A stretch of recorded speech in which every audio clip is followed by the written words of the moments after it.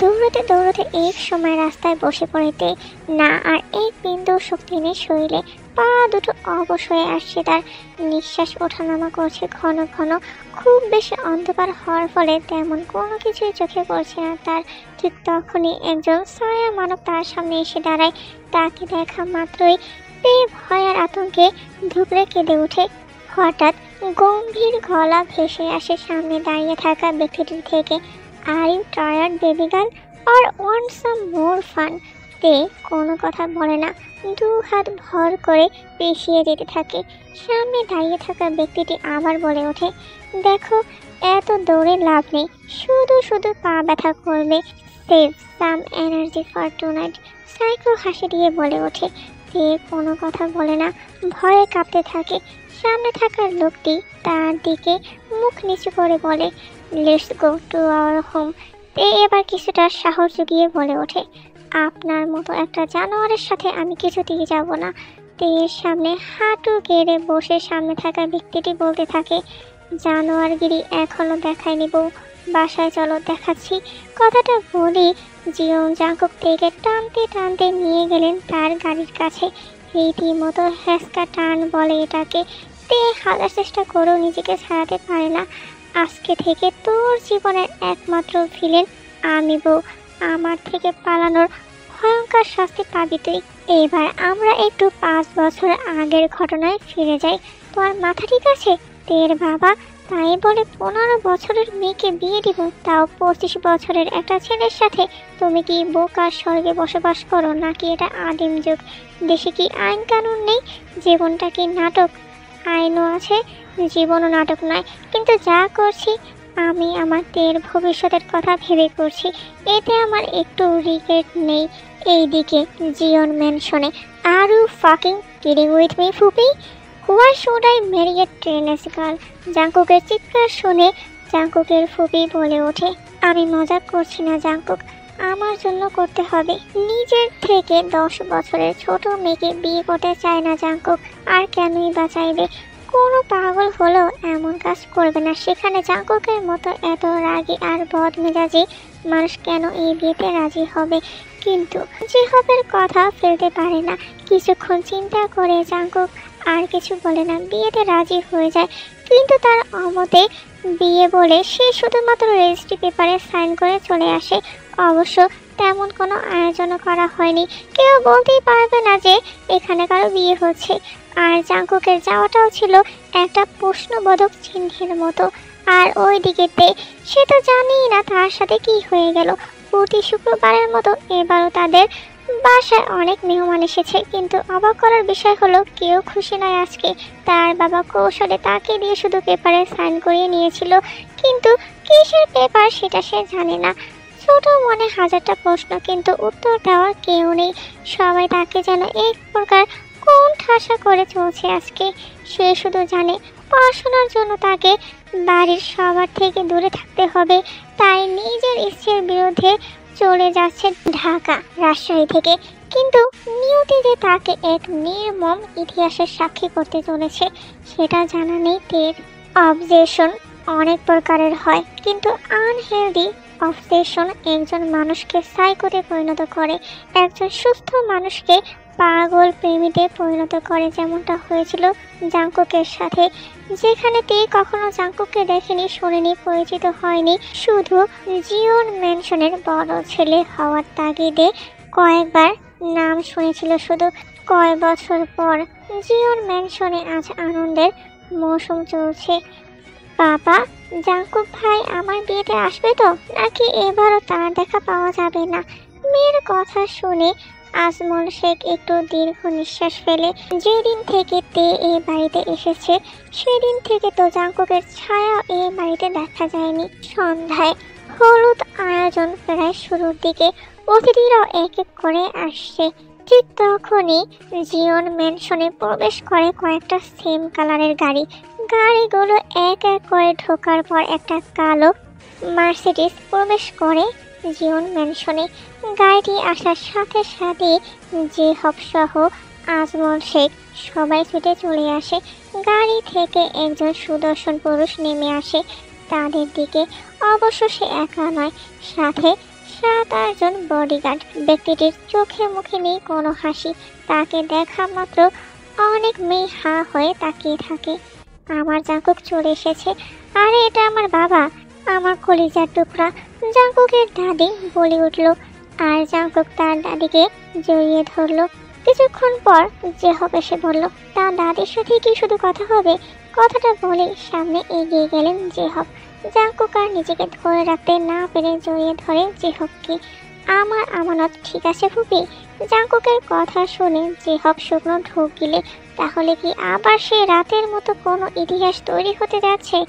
আবার কি জীবন ম্যানশন রক্ততে রঞ্জিত হবে? এই কয় বছর নিজের সর্বোচ্চ দিয়ে তেকে আগলে রেখেছেন উনি। জাঙ্কুক তাহলে আবার থেকে কেড়ে নিতে এসেছে? জেহব কথা ঘুরিয়ে বলে ফেলে, অনেক দূর থেকে এলি, আয় ভিতরে আয়, রেস্ট নিবি। এইদিকে তে আলমারিতে ঝুলছে। তে ড্রামা দেখে সবাই তড়িঘড়ি করে তেকে নামাতে ব্যস্ত হয়ে পড়ে, কিন্তু একটু বেশি উপরে হওয়ায় তাকে নামাতে যেয়ে সবাই একসাথে পড়ে যায়। পড়ে যাওয়ার পরও সবাই নির্লজ্জের মতো হাসতে থাকে। জাঙ্কুক ভাই, কিছু মনে করো না, আমরা আসলে ছোট থেকে একটু বেহায়া। কথাটা বলি সাইনো জাঙ্কুকের দিকে তাকালো। জাঙ্কুক কিছু না বলে নিজের রুমের উদ্দেশ্যে রওনা হলো। তে প্রশ্ন ছিল ওর কাজিনদের, লোকটা কে রে? তের প্রশ্ন বোধহয় জাঙ্কুকও শুনতে পেল। কয়দিন গেলেই বুঝতে পারবি তে আমি কি। জাঙ্কুক পেছনে না তাকিয়ে আনমনে কথাগুলো বলে চলে গেল। তে বেহায়ার মতো জাঙ্কুকের যাওয়ার দিকে তাকিয়েছিল। কেন জানে না, একটা অদ্ভুত ভালো লাগা কাজ করছিল। আসলে জিওন ম্যানশনে এই প্রথম চর্বি ছাড়া ফিট বডির ছেলে দেখতে পেয়েছে সে। পরের দিন বিয়ের সকল আনুষ্ঠানিকতা শেষ হতে হতে রাত হয়ে গেল। অবশ্য বিয়ের মজা রাতেই হয়, বর কনেকে জানানোর জন্য। এরই মধ্যে বেশ ভারী গলায় সাইনো তেকে ডাক দিল, তে এদিকে আয়। কাজটা কি তুমি ঠিক করলে তে? আর একটা কাজিন বলে উঠল, কাজটা তুই ঠিক করিস নিতে, বিরাট ক্ষতি হতে পারত। কথা শুনে বুঝলাম গত মাসে পাশের বাড়ির কাকুকে আমি ভূত সেজে ভয় দেখিয়েছিলাম। ওটা সবাই জেনে গেছে। মনিকে বলতেই হচ্ছে এবার, না প্লিজ না, বলো না, আমি আর কাউকে ভূত সেজে ভয় দেখাবো না। আমরা ভূতের কথা বলছি না। আচ্ছা সরি, তোমাদের গাড়িটা আর পাঞ্চার করবো না। কথাটা বলা শেষ করতেই সবাই আমার মুখের দিকে তাকালো, সাথে জাঙ্কুকও। কি, সেদিন তুমি আমাদের গাড়ির চাকা এভাবে পাঞ্চার করেছিলে? ও মা, এটাও নয়, তাহলে তোমরা কিসের কথা বলছো? টিভির কাঁচ ভাঙার? কথা শেষ হওয়ার সাথে সাথে সবাই অট্টহাসিতে হেসে পড়লো। আসলে এই শয়তান ছেলেগুলোর কাজই হলো আমার পেছনে লাগা। সবাই হাসলেও জাঙ্কুক হাসলো না, বরং ল্যাপটপে মুখ গুজে রাখলো। ওদের কথার মানে বুঝতে পেরি রাগে নিজের লেহেঙ্গাটা ধরে উপরে চলে গেলাম, কিন্তু কোনো একটা চোখ আমার যাওয়া অবধি বেশ ধ্যান লাগানো নজর ধরে তাকিয়ে রইল। তোমার ডানা আমি কাটবো পাখি। রাতে ফ্রেশ হয়ে ঘুমানোর আগে একটু বারান্দায় গেলাম আমার গাছগুলোর অবস্থা দেখতে। অবশ্য আমার পাশের বারান্দাটা ছিল জাঙ্কুকের। ডুপ্লেক্স বাড়ি হওয়ায় এই একটা ঝামেলা, খোলা বারান্দাগুলো দিয়ে একটি থেকে আরেকটিতে যাওয়া যায়। আমি সেদিকে ধ্যান না দিয়ে সোজা আমার গাছগুলোকে দেখতে লাগলাম। কিছুক্ষণ পরে মনে হলো কেউ একজন আমাকে দেখছে। কেমন যেন একটা ভারী ভারী লাগছে পরিবেশটা। আমি হঠাৎ করে তাকিয়ে ভূত দেখার মতো চমকে যাই। দেখি জাঙ্কুক ভাইয়া এক ধ্যানে আমার দিকে তাকিয়ে আছে। না আছে কোনো হাসি, না আছে রাগ, কেমন যেন একটা বিষাদময় তাকিয়ে থাকা তার চোখ দুটো লাল আর চোয়াল শক্ত। আমি আমতা আমতা করে জিজ্ঞাসা করলাম, কিছু বলবেন ভাইয়া? আই এম নট ইয়োর ভাইয়া। কিছু একটা ভেবে আবার উত্তর দিলাম, কিছু বলবেন আঙ্কেল? স্টুপিড। কথাটা বলেই নিজের রুমে চলে গেল। কিছু বুঝলাম না, লোকটা আমাকে স্টুপিড কেন বললো? বয়সে তো আমার থেকে বেশ বড়, ভাইয়া নয় তো আঙ্কেলই বললাম। মুডটা একদম নষ্ট হয়ে গেল। ঘুম আর আসলো না। সোজা চলে গেলাম কিচেনে নিজের জন্য পুডিং বানাতে। ভাবছি নেটফ্লিক্স দেখবো আর টাইম পাস করবো। যেই ভাবা সেই কাজ। পুডিং বসিয়ে কিচেনটা পরিষ্কার করতে লাগলাম। পেছন থেকে মনে হলো কেউ দাঁড়িয়ে আছে। নিশ্চয়ই মনে এসেছে। তে জেহবকে উদ্দেশ্য করে বলে, কফি খাবে? একটু অস্পষ্ট সুর ভেসে আসলো, তোমাকে খাবো। আমি পিছনে না ফিরে বলতে লাগলাম, আজকেও কি বই পড়ে সারা রাত কাটাবে? মনি, কেন যে প্রতিদিন বই পড়ো? মাঝে মাঝে আমার সাথে তো একটু মুভিও দেখতে পারো নাকি?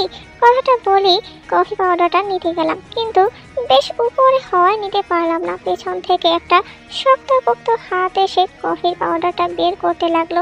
তার বুক আমার পিঠ বরাবর ঠেকলো।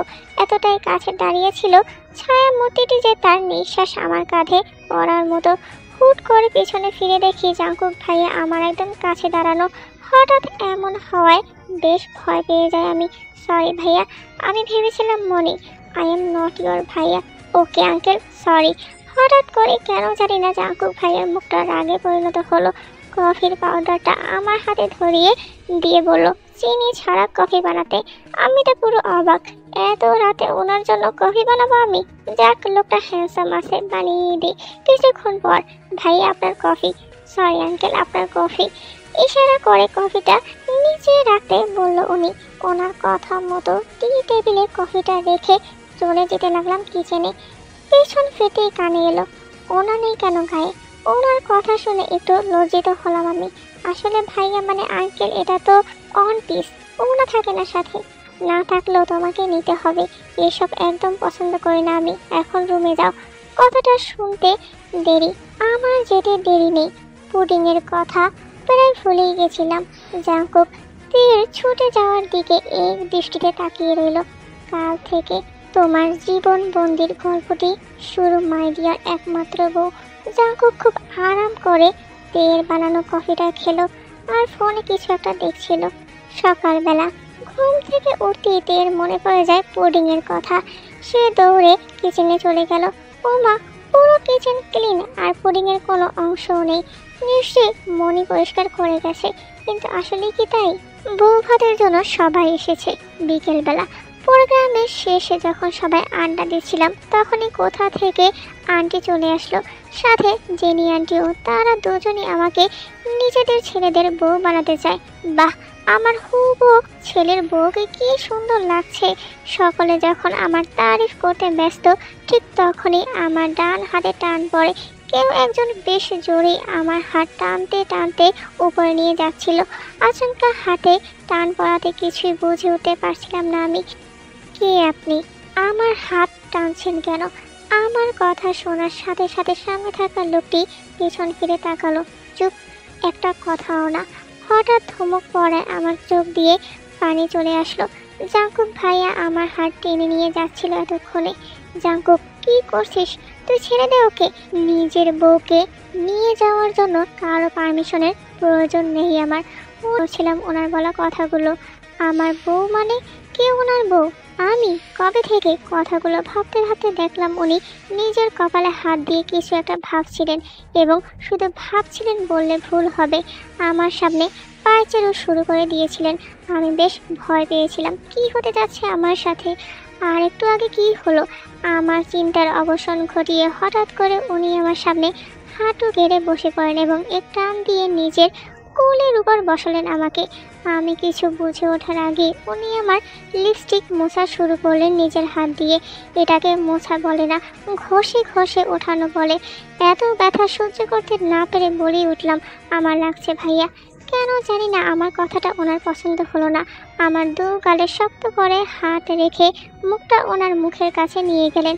আমার জিনিসে অন্য কারো নজর পড়ুক, এটা সহ্য হয় না আমার বেবি গার্ল। কথাটা বলেই নিজের পাঞ্জাবি দিয়ে আমার লিপস্টিক ঘষতে লাগলো।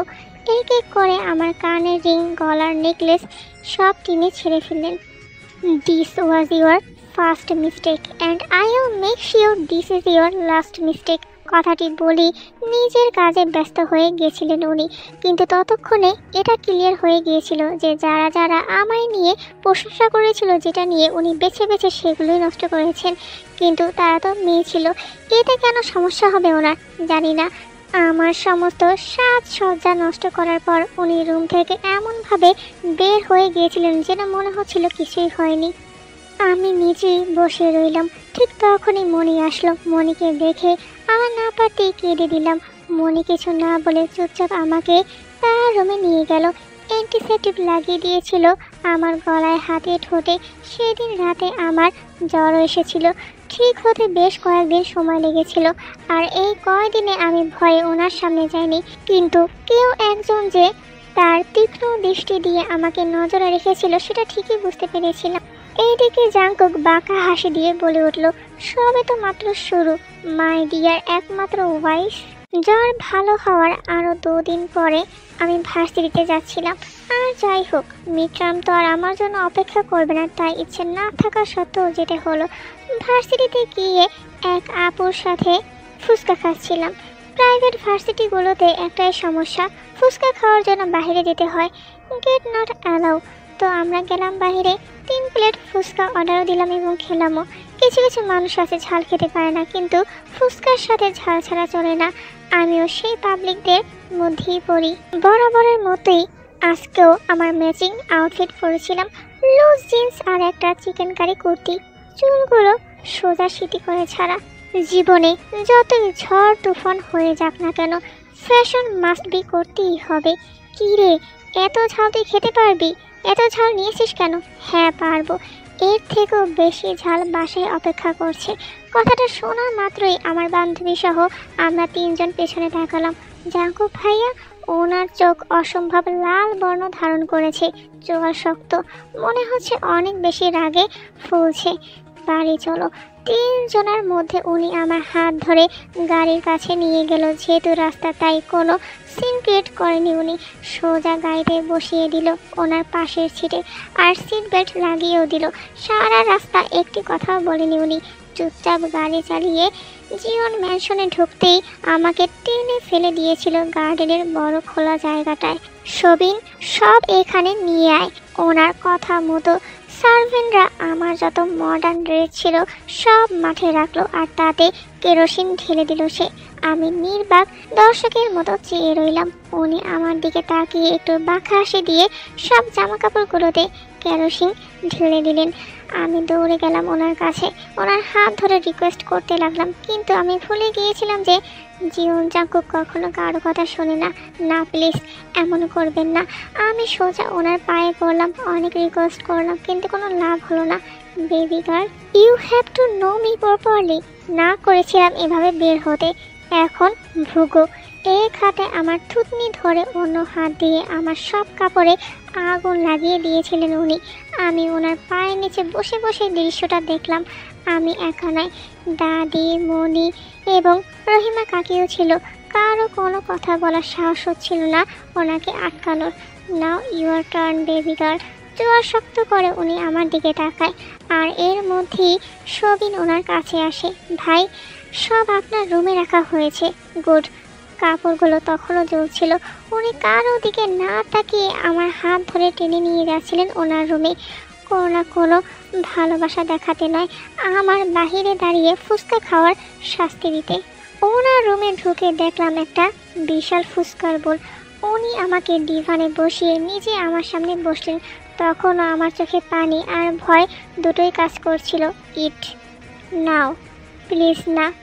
উনি আমার গালগুলো চেপে ধরে মুখে গুনে গুনে 32টা ফুচকা খাওয়ালো, যেগুলো ছিল ঝালে ভরা। I told you baby girl, you have to know me properly.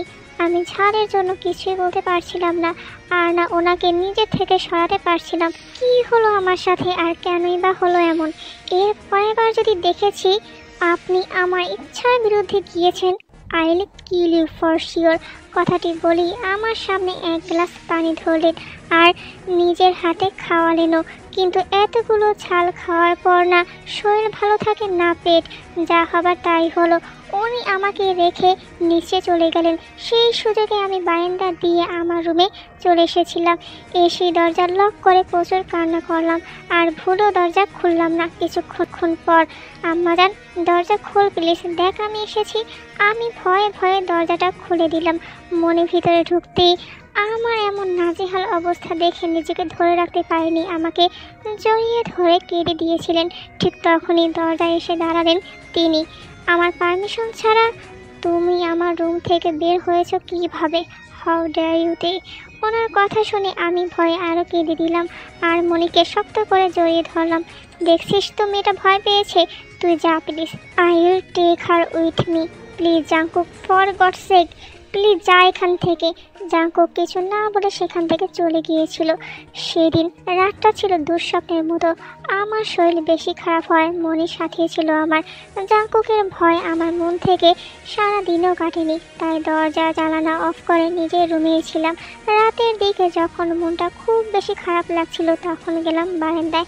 চারপাশে ভালো মতো নজর রেখেছিলাম অবশ্য। না, জাংকুকের রুমের লাইট অফ। কিছুক্ষণ দাঁড়িয়ে থেকে মনে হচ্ছিল পরিবেশটা কেমন যেন ভারী হয়ে আসছে। আমার ভিতরে এক অজানা ভয় কাজ করা শুরু করলো। ধীরে ধীরে পেছনে তাকাতেই দেখি জাংকুক রেলিংয়ে হেলান দিয়ে ট্রাউজারে দু হাতে রেখে আমার দিকে তাকিয়ে আছে এক দৃষ্টিতে। মনে হচ্ছিল এক্ষুনি গিলে খাবে। ভয়ে আমার প্রাণ যায় যায় অবস্থা। কোনো কিছু না ভেবেই দৌড় দিলাম নিজের রুমে, সোজা দরজা লাগিয়ে দিলাম। পরে ধীরে ধীরে সামনে এগিয়ে যেতেই দেখি আমার ঠাই জানালায় সুন্দর মতো হেলান দিয়ে দাঁড়িয়ে আছেন উনি। ওনার মুখ দেখেই বোঝা যাচ্ছে কখনো যেন জানালাটা খুলে রুমে ঢুকে পড়বে। আমি আরও জোরে কেঁদে উঠি। উনি কিছু না বলে শুধু তাকিয়ে থাকে আমার দিকে। আমি আতঙ্কে ভয়ে রুম থেকে বের হয়ে মনির রুমে গিয়ে দরজাটা ধাক্কাতে লাগলাম, কিন্তু হঠাৎ অনুভব করলাম কেউ আমার পিছনে দাঁড়ানো। Do you need my help baby girl? কথাটা শুনেই আমার দম আটকে আসছিল। যার ভয়ে রুম থেকে বের হয়ে আসলাম সেই আমার পিছনে। রাত গভীর হয়, মনি দরজা খুলতে দেরি করছিল, তার মধ্যে জাংকুক চলে আসে। জাংকুকের কথাটা শুনে আমি পিছনে তাকালাম। আমার পিঠ দরজা অবধি লেগে গিয়েছিল। ওনার হাত দরজায় আমার মাথা বরাবর রেখেছিলেন। হালকা একটু ঝুঁকে আমার মুখ বরাবর মুখ রেখে বলল, you are my unhealthy objection baby girl, now you have to pay for it. Unhealthy objection মানে কবে থেকে? উনি তো আমাকে দেখেছে মাত্র কয়দিন হলো, তাহলে কিভাবে কি উনি কি বলছে এসব?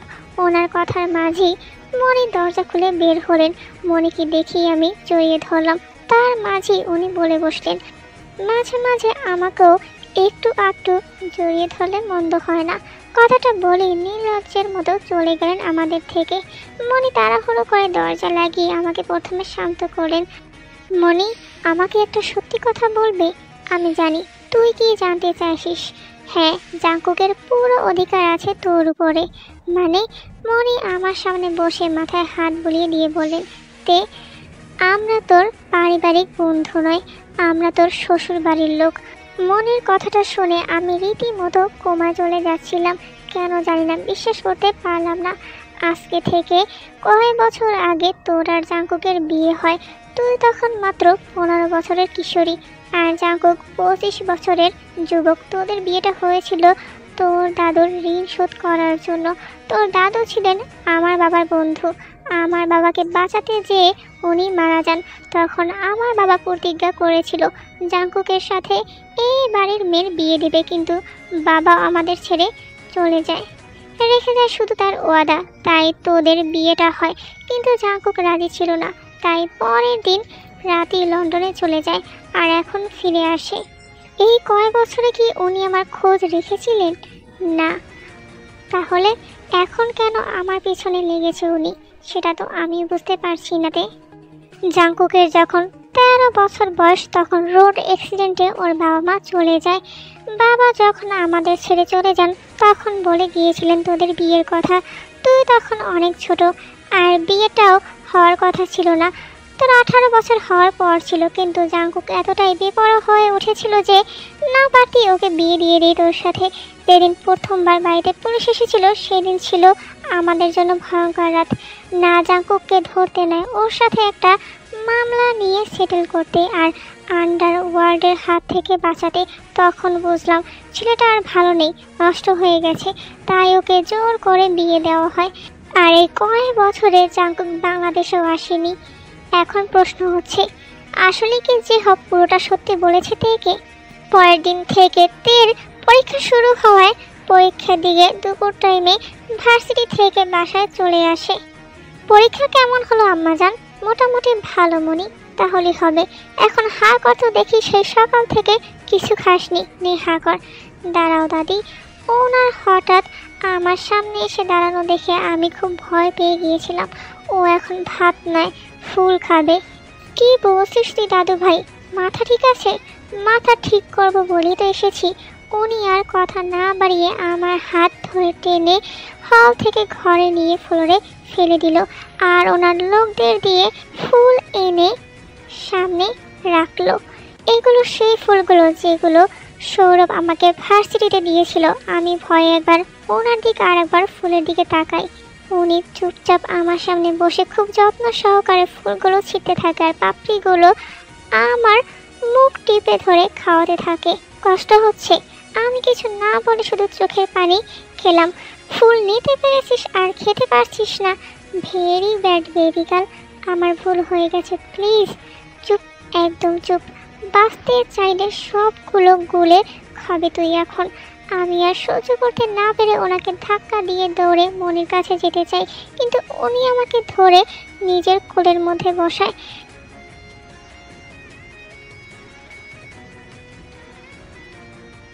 জাঙ্কুক বাবা, ফুফির কথা শোন, ও মরে যাবে, প্লিজ ছেড়ে দে।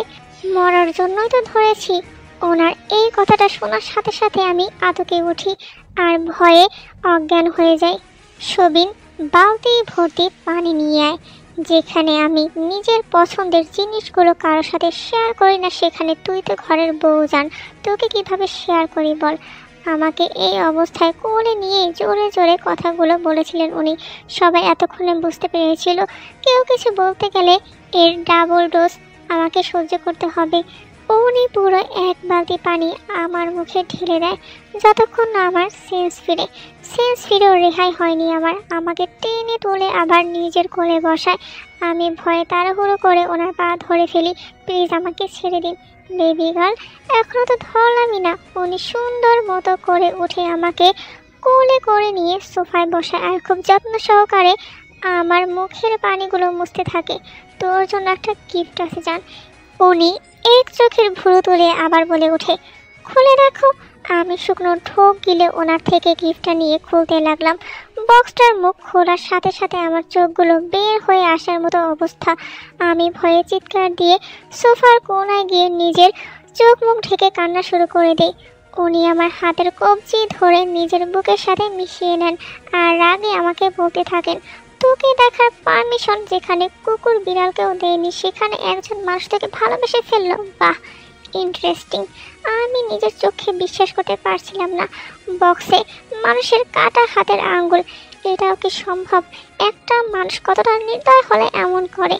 আমার আর বুঝতে বাকি রইল না এগুলো কার হাত। আমি ভয়ে কখন ওনার বুকে সেন্সলেস হয়ে যায় মনে নেই।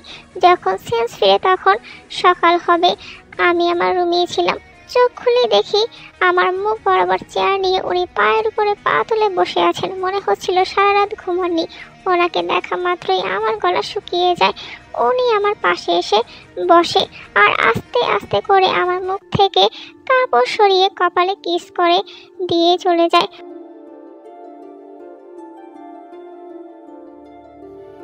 পরক্ষণে নিজের গায়ের দিকে তাকায়। সকালে জামা কাপড় ছিল না, রাতের ড্রেস ছিল, কিন্তু আমি তো সেন্সলেস ছিলাম। তাহলে বুঝলাম কাজটা ওনারই। আমার নিজের উপরই এক আকাশ পরিমাণ আফসোস হচ্ছিল।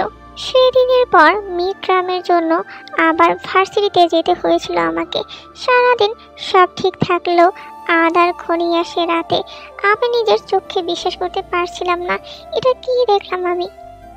আমি মনে মনে ঠিক করলাম আর কোনোভাবেই ওনার সম্মুখীন হব না ভেবে ঠিক করলাম। কিন্তু আমার ভাবনারা যদি আমার হয়ে কাজ করত, আজকে এভাবে আমাকে পালাতে হতো না। সেদিন সারাক্ষণ রুমে বন্দি থাকার পর মনটা কেমন যেন করছিল। ভাবলাম একটু গার্ডেনে যেয়ে পায়চারি করি। আর যাই হোক, এত রাতে নিশ্চয়ই উনি গার্ডেনে থাকবে না। হাঁটতে হাঁটতে মনে অজান্তেই গার্ডেনের শেষের দিকে আমাদের আড্ডা দেওয়ার কাঠের চিলে কোঠায় চলে গেলাম।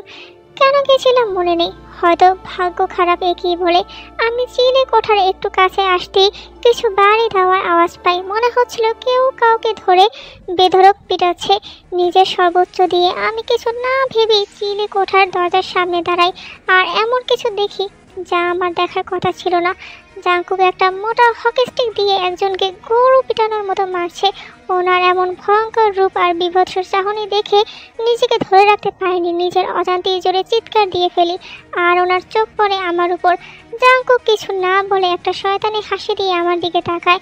আমি আরো বেশি ভয় পেয়ে যাই আর নিজের সর্বোচ্চ শক্তি দিয়ে দৌড় দিই। জাঙ্কুকও আমার পেছনে দৌড় দেয়।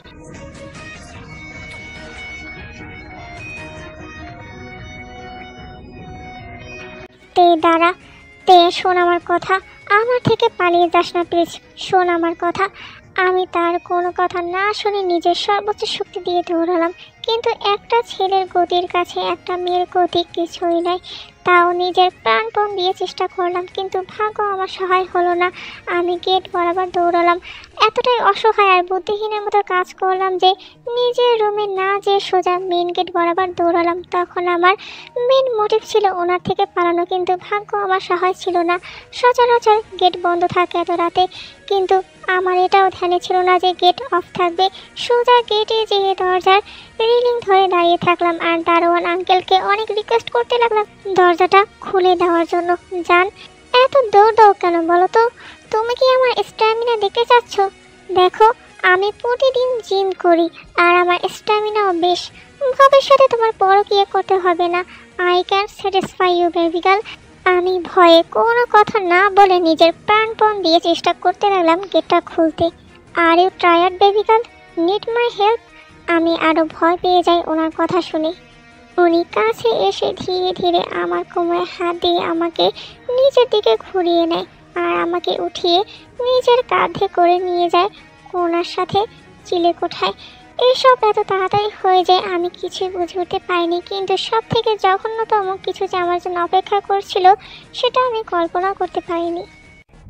উনি আমাকে কাঁধে করে চিলেকোঠায় নিয়ে যায় আর সেই ছেলেটার সামনে দাঁড় করায়, আমাকে শক্ত করে পেছন থেকে জড়িয়ে ধরে আর কাঁধে নিজের মুখ রাখে। উনি এতটাই জোরে ধরেছিল যে আমি নড়তে চড়তেও পারছিলাম না। ছেলেটা আমার সামনে হাঁটু গেড়ে বসেছিল আর তাকে দুজন লোক ধরে রেখেছিল। জাঙ্কুক আমাকে বলে উঠল, এটা সেই ছেলেটা জান যে তোকে নিয়ে ক্রাশ অ্যান্ড কনফিউশনে পোস্ট দিয়েছিল। আমি রীতিমতো কারেন্টের শক খাওয়ার মতো শক খাই। ক্রাশ অ্যান্ড কনফিউশনের বিষয়টা উনি কিভাবে জানলো? আমাদের ভার্সিটির গ্রুপ তো লক, ওরা তো জানার বিষয় নয়। আমি জানি না। কাঁদতে কাঁদতে বলে উঠলাম। উনি আমাকে নিজের মুখ বরাবর ঘুরিয়ে নেয় আর শক্ত করে আমার গাল ধরে জোরে জোরে চেঁচিয়ে চেঁচিয়ে বলে, চুপ, একদম চুপ, কোনো কথা বলবি না তুই। বিশ্বাস করুন আমি জানি না, তুই সব জানিস জান, কিন্তু আমাকে জানাতে চাস না। এখন বল তোকে কী শাস্তি দিই? কথাটা বলি উনি জোরে জোরে হাসতে শুরু করেন। না, এটা কোনো স্বাভাবিক লোকের হাসি না, একজন অস্বাভাবিক উন্মাদ লোকের হাসি। চলো যান, তোমাকে এবার শাস্তি দেই। কথাটি বলে উনি পকেট থেকে নিজের রিভলভারটা বের করেন আর জোরে আমার হাতে ধরিয়ে দেন। এ যেন এক বিভৎস দৃশ্য। শুট যান, তে কাঁদতে কাঁদতে বলে উঠল, না, আই সেড শুটতে, প্লিজ না, আপনি পাগল হয়ে গেছেন। আমি পাগল, তোর জন্য পাগল, তোর ভালোবাসায় পাগল, তুই বানিয়েছিস আমাকে পাগল। আই এম ক্রেজি ফর ইউতে। উনি কেমন পাগলের মতো আমাকে টাচ করা শুরু করলো। এমন অস্বাভাবিক ব্যবহার কখনোই একজন সুস্থ মস্তিষ্কের মানুষের হতে পারে না। তোকে তো শাস্তি পেতেই হবে বেবি গার্ল। কথাটি বলি সাথে সাথে আমাকে ঘুরিয়ে ধরে রিভলভারটা নিশানায় নেয় আর আমার নিজের হাত দিয়ে সেই ছেলেটাকে শ্যুট করে। না, ছেলেটার মাথায় নয়, হাতে গুলি লেগেছিল। সে যাত্রায় আমি অপরাধী হতে হতে বেঁচে যাই।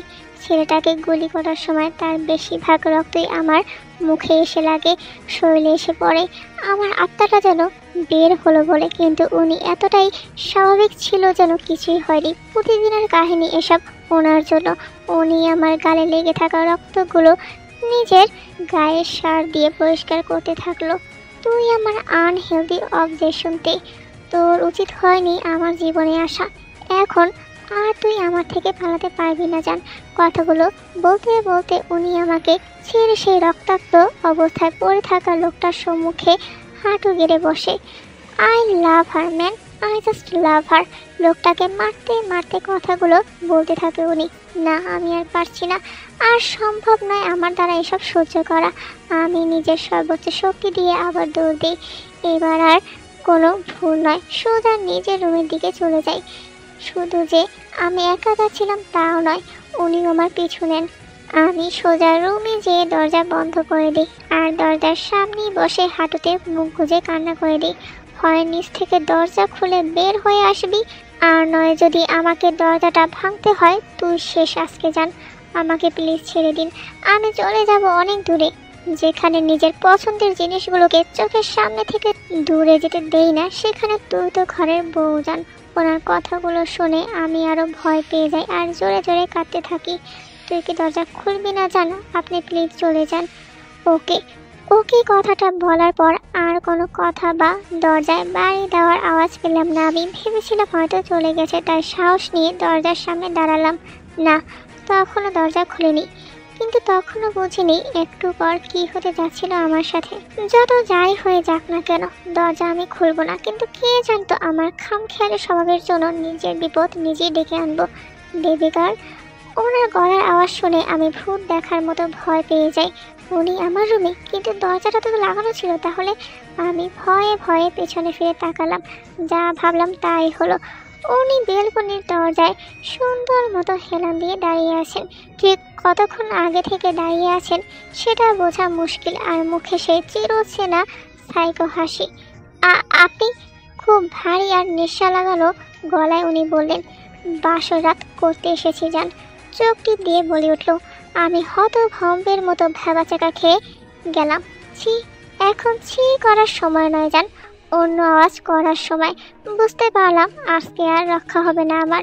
উনি যখনই আমার দিকে এগিয়ে আসছিলেন আমার নিঃশ্বাস ভারী হতে লাগলো, হাত পা কাঁপাকাঁপি শুরু করে দেয়। কি করব এখন? উনি আমার খুব কাছে আসতেই দরজা খুলে দৌড় লাগায়। উদ্দেশ্য মনির রুম। আর যাই হোক, মনির সাথে থাকলে উনি আমাকে ছোঁয়া তো দূরে থাক, কাছে বসতে পারবে না। কিন্তু ভাগ্য আমার সহায় ছিল না। মনির রুমের কাছাকাছি যেতেই পেরেছিলাম, কিন্তু নক করতে পারিনি। তার আগে জাঙ্কুক আমাকে ধরে ফেলে এক হাত দিয়ে আমার মুখ চেপে ধরে, আর এক হাত দিয়ে আমাকে হাফ করে নেয় আর কানে মুখ দিয়ে বলে, আমি ভেবেছিলাম তোকে আরও কিছুদিন সময় দেব, কিন্তু না, তুই তার যোগ্য নস জান। আজকে আর আমাদের মধ্যে কোনো দূরত্ব আমি অ্যালাউ করব না। আমি প্রাণপণ দিয়ে চেষ্টা করলাম নিজেকে ছাড়ানোর, কিন্তু পারলাম না। ওনার শক্তির কাছে আমার শক্তি কিছুই নয়। এই প্রকার টেনে হিস্ট্রি জোর করে আমাকে নিজের রুমে নিয়ে যান উনি। ওনার রুম এতটাই আধুনিকভাবে বানানো ছিল যে কেউ চেঁচিয়ে মরে গেলেও অন্যরা জানবে না, আর লক ছাড়া কেউ খুলতেও পারবে না। ডোর লক করি উনি আমাকে বিছানায় ধাক্কা দিয়ে ফেলে দেয়। আমি তাও সামলাতে না পেরে হুমড়ি খেয়ে পড়ে যাই। উনি নিজের শার্টের হাতা উপরে ওঠাতে ওঠাতে আমার খুব কাছে চলে আসে। আমি ভয়ে দু হাতে ভর দিয়ে পিছনে যেতে থাকি। উনি আমার পা ধরে টান দিয়ে নিয়ে নিজের বিশাল শরীরের নিচে নিয়ে নেয়। আমি ওনার থেকে হাইটে এতটাই ছোট ছিলাম যে আমাকে খুঁজে পাওয়া মুশকিল। উনি কোনো কথা না বলে পাগলের মতো কিস করতে থাকেন আমার পুরো মুখ, গলা, সব জায়গায়।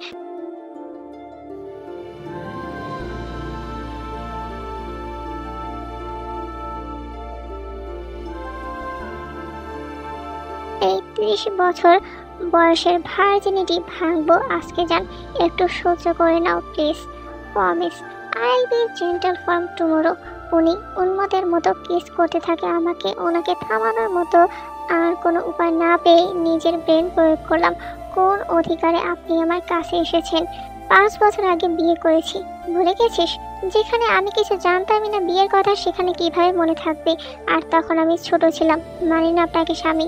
এখন তো বড় হয়ে গেছো, মেনে নাও। এই 5 বছর তো আমার খোঁজও রাখেননি, তাহলে কেন আজকে এমন করছেন?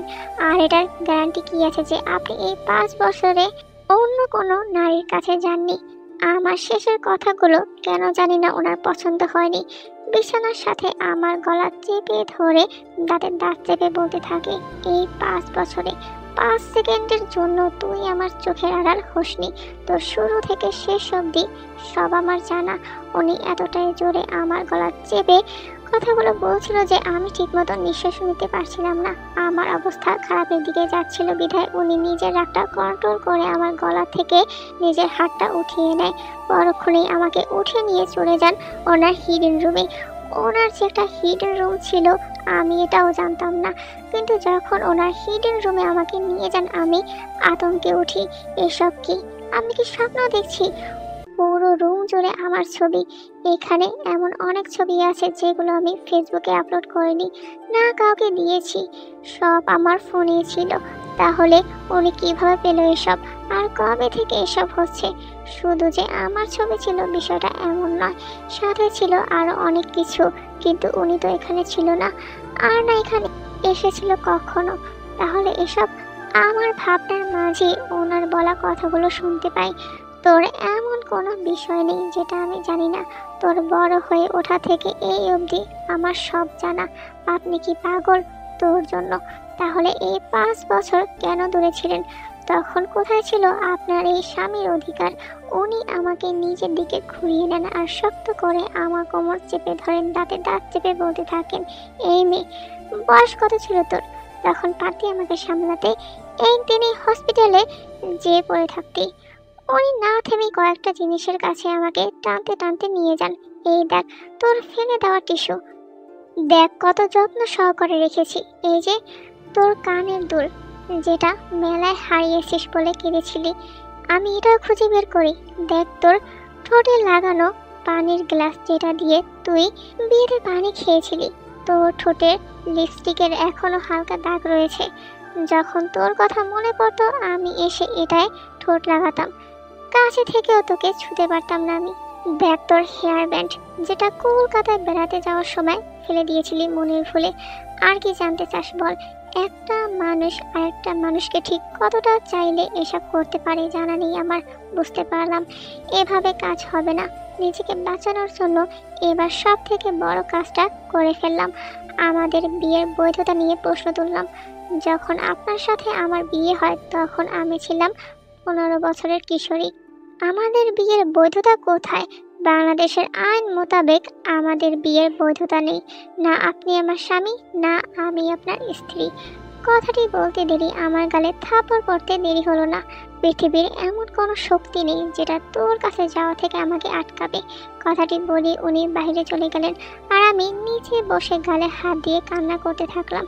ওনার চরের গতি এতটাই জোরে লেগেছিল যে আমি তা সামলাতে পারিনি। গাটা মনে হয় অবশ হয়ে গেছে। বেশ কিছুক্ষণ ধরে দেখলাম উনি আসছে না। ঠিক তখনই পালানোর সিদ্ধান্ত নিলাম।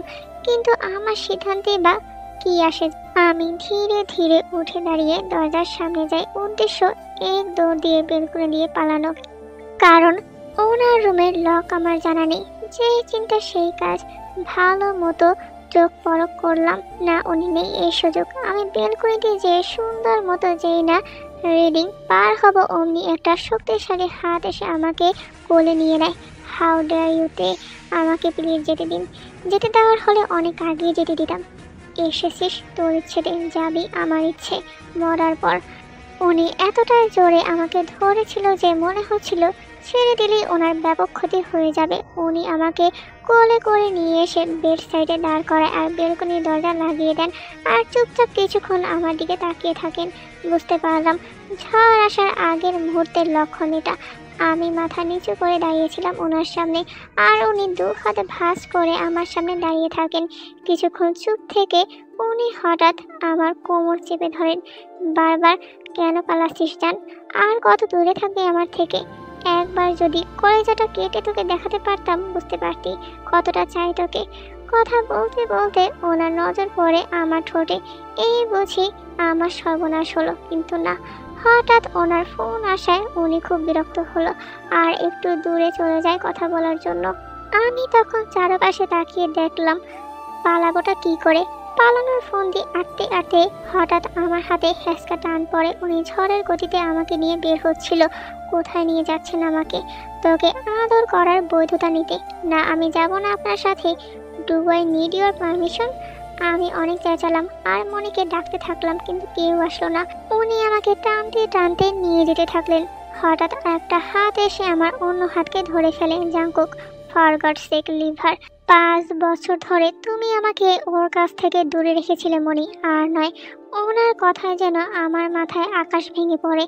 কিন্তু মনি তো বলেছিল উনি আমার খোঁজও নেননি। তাহলে দূরে নয়, আগলে রেখেছিলাম। আমার আমানত ফেরত চাই মনি। ও কি তোকে চায়? এটা ম্যাটার করে না, আমি ওকে চাই, এটাই সব থেকে বড় সত্যি। সামান্য একজন ওর ছবি তুলেছিল বলে তুই তার হাত ভেঙে দিয়েছিলি, ওকে ধাক্কা দিয়েছিল বলে তুই একজনকে আধা মরা করে দিয়েছিলি, আর তুই বলছিস ওকে তোর সাথে থাকতে দিব? এইটার কি গ্যারান্টি আছে তোর রাগের বশে তুই যে ওকে মেরে ফেলবি না? আমি শুধু ওকে প্রোটেক্ট করেছি মাত্র, আর ওকে আমি সেদিনই মারবো যেদিন ও জাঙ্কুকের জায়গায় অন্য কাউকে মন দিবে, তার আগে নয়। ওনার কথাগুলো শুনে আমি আরো ভয় পেয়ে যাই আর মনিকে জড়িয়ে ধরি। এতটাই শক্ত করে ধরেছিলাম যে আমাকে ছাড়ানো অসম্ভব। তুই আমাকে না ধরে অন্য কাউকে কেন বারবার জড়িয়ে ধরিস? I won't tolerate it again. আমাকে মনির থেকে এক প্রকার টেনে হিঁচড়ে নিয়ে যাচ্ছিল উনি, কিন্তু আমি আরো শক্ত করে ধরি মনিকে। আমার ধৈর্যের পরীক্ষা নিস না তে। মনি বাঁচাও প্লিজ, ও মনি প্লিজ আমাকে বাঁচাও, মেরে ফেলবে আমাকে। এই কাঁদছিস কেন? মেরেছি তোকে? চুপ, একদম চুপ, তোর মুক্তি নেই আমার থেকে। 5 বছর এই বুকে অনেক কষ্ট নিয়ে থেকেছি জান, আর নয়। চল আমার সাথে। তুই এখন ওকে নিয়ে কোথায় যাচ্ছিস? বিয়ে করতে এত রাতে? কাজী অফিস সব বন্ধ, আমি চাইলে সব খোলা, কিন্তু এভাবে তো বিয়ে হয় না বাবা। সকল কিছুর একটা নিয়ম আছে, ওর কাছে যাওয়ার জন্য কোনো নিয়ম নীতি মানি না আমি। দেখ বাবা, তুই এই বাড়ির বংশধর, তোর বিয়ে হলে এইভাবে নয়, আরো ধুমধাম করে হবে। 5 বছর আগে তো কোনো ধুমধাম হয়নি, তাহলে এখন কেন নাটক? দেখ বাবা, তখন তো আলাদা ছিল বিষয়টা, তখন তোরা ছোট ছিলি, কিন্তু এখন তোরা যথেষ্ট বড়। আমার বউকে আমি 10 জনকে দেখাবো না মনি, ঠিক আছে? মিনিমাম পরিবারের সবাই তো থাকবে। I request you Jungkook, please. Okay, বিয়েটা কালকেই হবে, আজকে রাতটা আমাকে ছাড়া থাক। কাল থেকে তোর সকাল বিকাল সন্ধ্যা রাত সব আমার। উনি আমার কপালে কিস দিয়ে গালে হাত দিয়ে বলে উনি চলে যান বিয়ের আয়োজন করতে, সবাইকে কাজ বুঝিয়ে দিতে, আর আমি মনির সাথে তার রুমে। আমি জানি তোর মনে অনেক প্রশ্ন আছে, আমি কিচ্ছু জানি না মনি। আমাকে তুমি পালাতে সাহায্য করো, আমি পালাতে চাই। আজ তোকে সত্যিটা জানানো উচিত। এই 5 বছর আমি কেন তোকে ওর থেকে দূরে রেখেছিলাম সেই সত্য। আমি কিছু না বলে শুধু মনের দিকে তাকিয়েছিলাম। যখন তোর আর জাঙ্কুকের বিয়ে হয়, তখন তোর স্বামী স্ত্রী বোঝার ক্ষমতা তখনও ছিল না। তুই খুব দেরি করে ম্যাচিউর হয়েছিস। বউ কী জিনিস ও বুঝতো, আর স্বামী কী জিনিস সেটা তখনও তোর বোঝার ক্ষমতা হয়নি। আমরা ভেবেছিলাম বিয়ের পর ও হয়তো পাল্টাবে, মারামারি খুন এসব থেকে দূরে সরে আসবে, তাই রীতিমতো জোর করে ওকে আমরা বিয়ে দিই। কিন্তু বিয়ের দিন রাতে যখন আমরা সবাই বাসায় ফিরি তোকে নিয়ে, তখন আমাদের আগে অনেকজন শত্রু অপেক্ষা করেছিল, জাঙ্কুকের শত্রুরা। সেদিন অল্পের জন্য আমরা বেঁচে যাই, পুরো বাড়ি রক্ত দিয়ে ভরা। আমি নিজের চোখে আমার ছোট সোনাটাকে মানুষ মারতে দেখি, তখন বুঝলাম তোকে কোন অন্ধকারে ঠেলে দিয়েছিলাম আমরা। আমার খুব ভয় হচ্ছিল, পরক্ষণেই মনে পড়লো তোর কথা। আমি দৌড়ে তোর কাছে গেলাম, দেখলাম তুই ঘুমাচ্ছিস, কিন্তু এত গভীর ঘুম তো হওয়ার কথা নয়। এত কিছু হওয়ার পরও তুই কেন কিছু টের পেলি না? এটা ভাবতেই জাঙ্কুক চলে আসে, গাড়ির ডোর খুলে তোকে কোলে করে বাড়ির ভিতরে নিয়ে যায়। ওর শরীরে লেগে থাকা রক্ত দিয়ে তোর শরীর ভিজে যায়। ও কেমন পাগল উন্মাদের মতো তোর শরীরে লেগে থাকা রক্তগুলো মুছতে থাকে। আমরা সবাই তখনও আতঙ্কে ছিলাম, কিছুই বুঝে উঠতে পারছিলাম না। তখন আমার ছোট ভাই জাঙ্কুককে থামায় আর বাইরে নিয়ে যায়। আমরা তখন তোর কাছে যাই, তোকে পরিষ্কার করে আমার রুমে নিয়ে যাই। তোর ঘুম ভাঙছে না দেখে আমরা চিন্তায় পড়ে যাই, ড্রাইভারকে কল করে তোকে হসপিটালে নিয়ে যাওয়ার জন্য। তখন ড্রাইভার ভেতরে এসে বলে রাস্তায় যে পানির বোতল তোকে দিয়েছিল তাতে ঘুমের ঔষধ মেশানো ছিল, আর জাঙ্কুক তাকে দিয়েছিল তোকে দেওয়ার জন্য। 1 থেকে 2 ঘন্টা পর জাঙ্কুক আর ভাই বাড়ি ফিরে।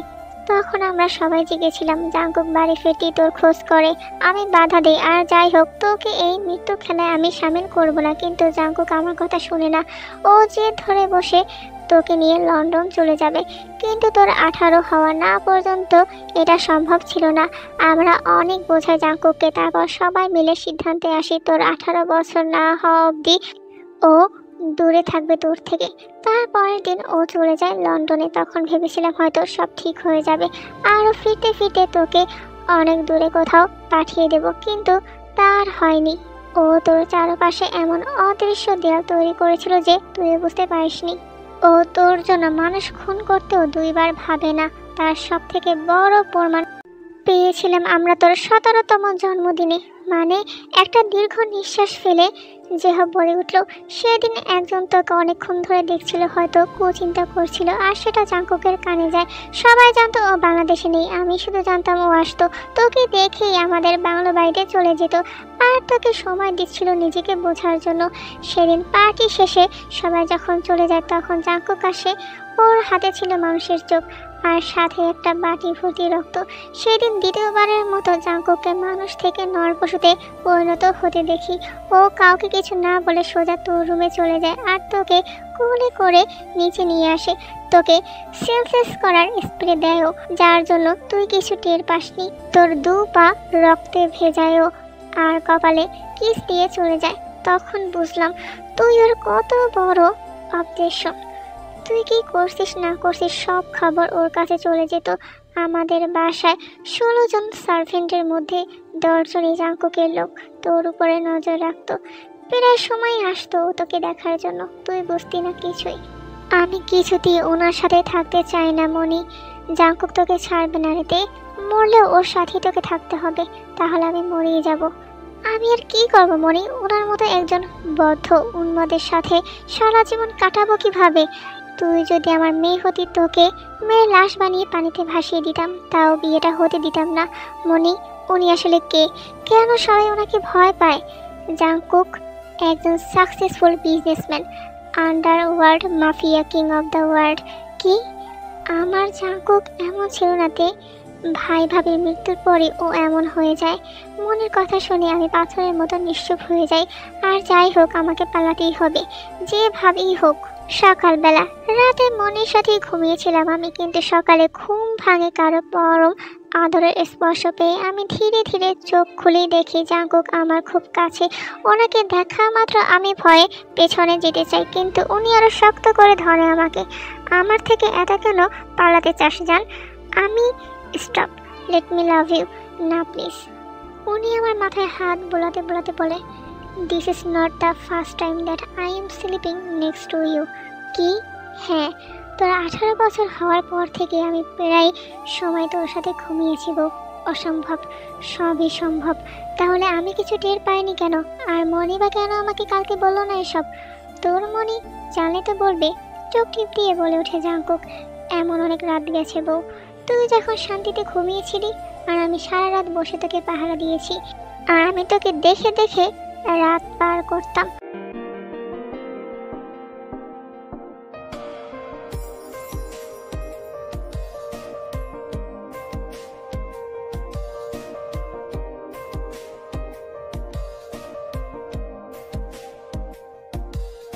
অনেক ইচ্ছে হতো তোকে গভীরভাবে ছুঁয়ে দেখার। ওনার কথা শুনে রীতিমতো কোমায় যাওয়ার মতো অবস্থা। একজন মানুষ দিনের পর দিন আমার সাথে এক বিছানায় থেকেছে আর আমি টেরও পাইনি। তাহলে কি ক্লোরোফর্ম দিয়েছে? কোনো ভনিতা না করে সোজা সবটা জিজ্ঞাসা করলাম, আমি কি এখনো ভার্জিন? আজকের পর থেকে নট শিওর। চল ওঠ। কোথায়? কেন? বিয়ে করতে? নাকি এইভাবেই সেরে ফেলতে চাস? আমার বুকের মাঝে থাকবে নাকি আরো? শিট, আমি এতক্ষণ ওনার এত কাছে ছিলাম না। তাড়াতাড়ি ফ্রেশ হয়ে নিচে আয়, আর হ্যাঁ, এই শাড়িটা পরেই আসবি। শাড়িটা দেখিয়ে উনি চলে গেলেন। পরবো না ওনার দেওয়া শাড়ি, দেখি কি হয়। না বিয়ে করবো না ওনার কথা শুনবো, যেই ভাবা সেই কাজ। ফ্রেশ হয়ে একটা সিম্পল চুড়িদার শাড়ি পরি আমি। কিছুক্ষণ পর আমার বান্ধবীরা চলে আসে এবং ওদেরকে ইমোশনাল ব্ল্যাকমেল করি যেন আমাকে পালাতে সাহায্য করে। এরই মধ্যে মনি চলে আসে। চল তোরা নিচে চল, সবাই অপেক্ষা করছে। পরিবারের সবাই এসেছে, সাথে আমার বাবা মাও। মাকে অনেকদিন পর দেখতে পেয়ে খুব কষ্ট হচ্ছিল আমার। সোজা জড়িয়ে ধরি আর একসাথে অনেকক্ষণ গল্প করি। সকাল থেকে জাঙ্কুকে আর দেখিনি। যাক, ও না আসলেই ভালো। সবাই বাইরে যখন বের তোড়জোড় নিয়ে ব্যস্ত, তখন আমি আমার বান্ধবীদের সাথে প্ল্যান করছিলাম পালানোর। কিন্তু হঠাৎ ঝড়ের গতিতে এসে জাঙ্কুক আমার হাত ধরে টানতে টানতে ওনার রুমে নিয়ে যায় আর গালে সুন্দর মতো একটা থাপ্পড় লাগিয়ে দেয়। তোর সাহস কিভাবে হয় আমার কথার অবাধ্য হওয়ার? সকালে তোকে শাড়ি পরতে বলেছিলাম, পরিসনি কেন? আমার ভালো লাগছিল না। চুপ, মেরে পুঁতে ফেলবো। আমার কথার অবাধ্য হলে। উনি সাথে সাথে আমার দুপাট্টা টান দিয়ে ফ্লোরে ফেলে দেয়। চুপ, একদম ডিস্টার্ব করবি না। আমার ড্রেস পুরোটা উনি রাগে ছিঁড়ে ফেলে আর আলমারি থেকে শাড়ি বের করে। ওনার আলমারিতে এত শাড়ি দেখে বুঝলাম উনি আগে থেকেই প্রিপারেড এসবের জন্য। আমাকে ড্রেসিংয়ের সামনে দাঁড় করায় আর নিজের হাতে শাড়ি পরিয়ে দেয়। আমি কিছু না বলে শুধু পাথর মূর্তি হয়ে তাকিয়েছিলাম।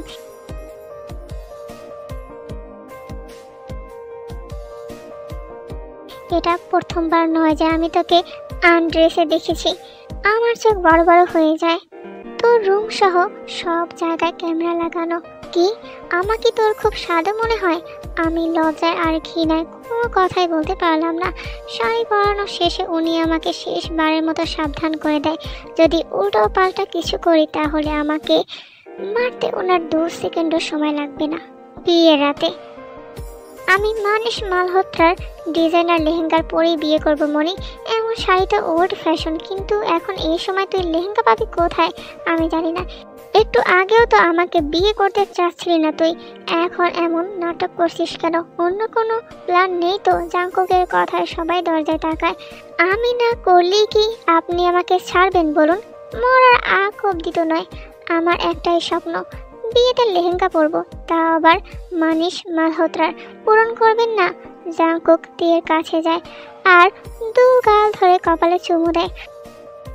তোর জন্য তো জানো দিতে পারবো। লেহেঙ্গা আর কি জিনিস, কয়টা লাগবে বল? 3টা। ঠিক আছে।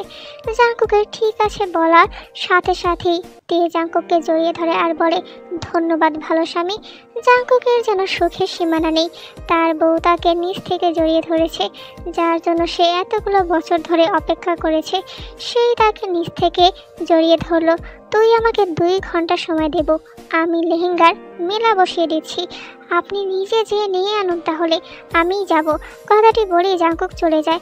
আজকে তার সুখের সীমানা নেই, কিন্তু জাঙ্কুক তো জানতো না তে তার এই ভালোবাসাকেই ব্যবহার করলো। জাঙ্কুক চলে যাওয়ার 20 মিনিট পর তেও বোরকা পরে বের হয়। বেশ অনেকক্ষণ ধরে তেকে কোথাও যখন খুঁজে পাওয়া যাচ্ছিল না, তখন সবার টনক নড়ে। কারোরই বুঝতে বাকি থাকে না যে তে পালিয়েছে, কিন্তু জাঙ্কুক কি এত সহজে সব মেনে নিবে? সবার ভয় আর চিন্তার মধ্যে জাঙ্কুকের গাড়ি প্রবেশ করে বাড়ির ভিতরে। সবাই তাড়াতাড়ি করে বাইরে চলে আসে। কি বলবে তারা জাঙ্কুককে? আমার বউ কোথায়? একা রেখে এখানে এসেছো কেন? জাঙ্কুক কি হয়েছে মনি? জাঙ্কুক তে নেই, কোথায় গেছে জানি না।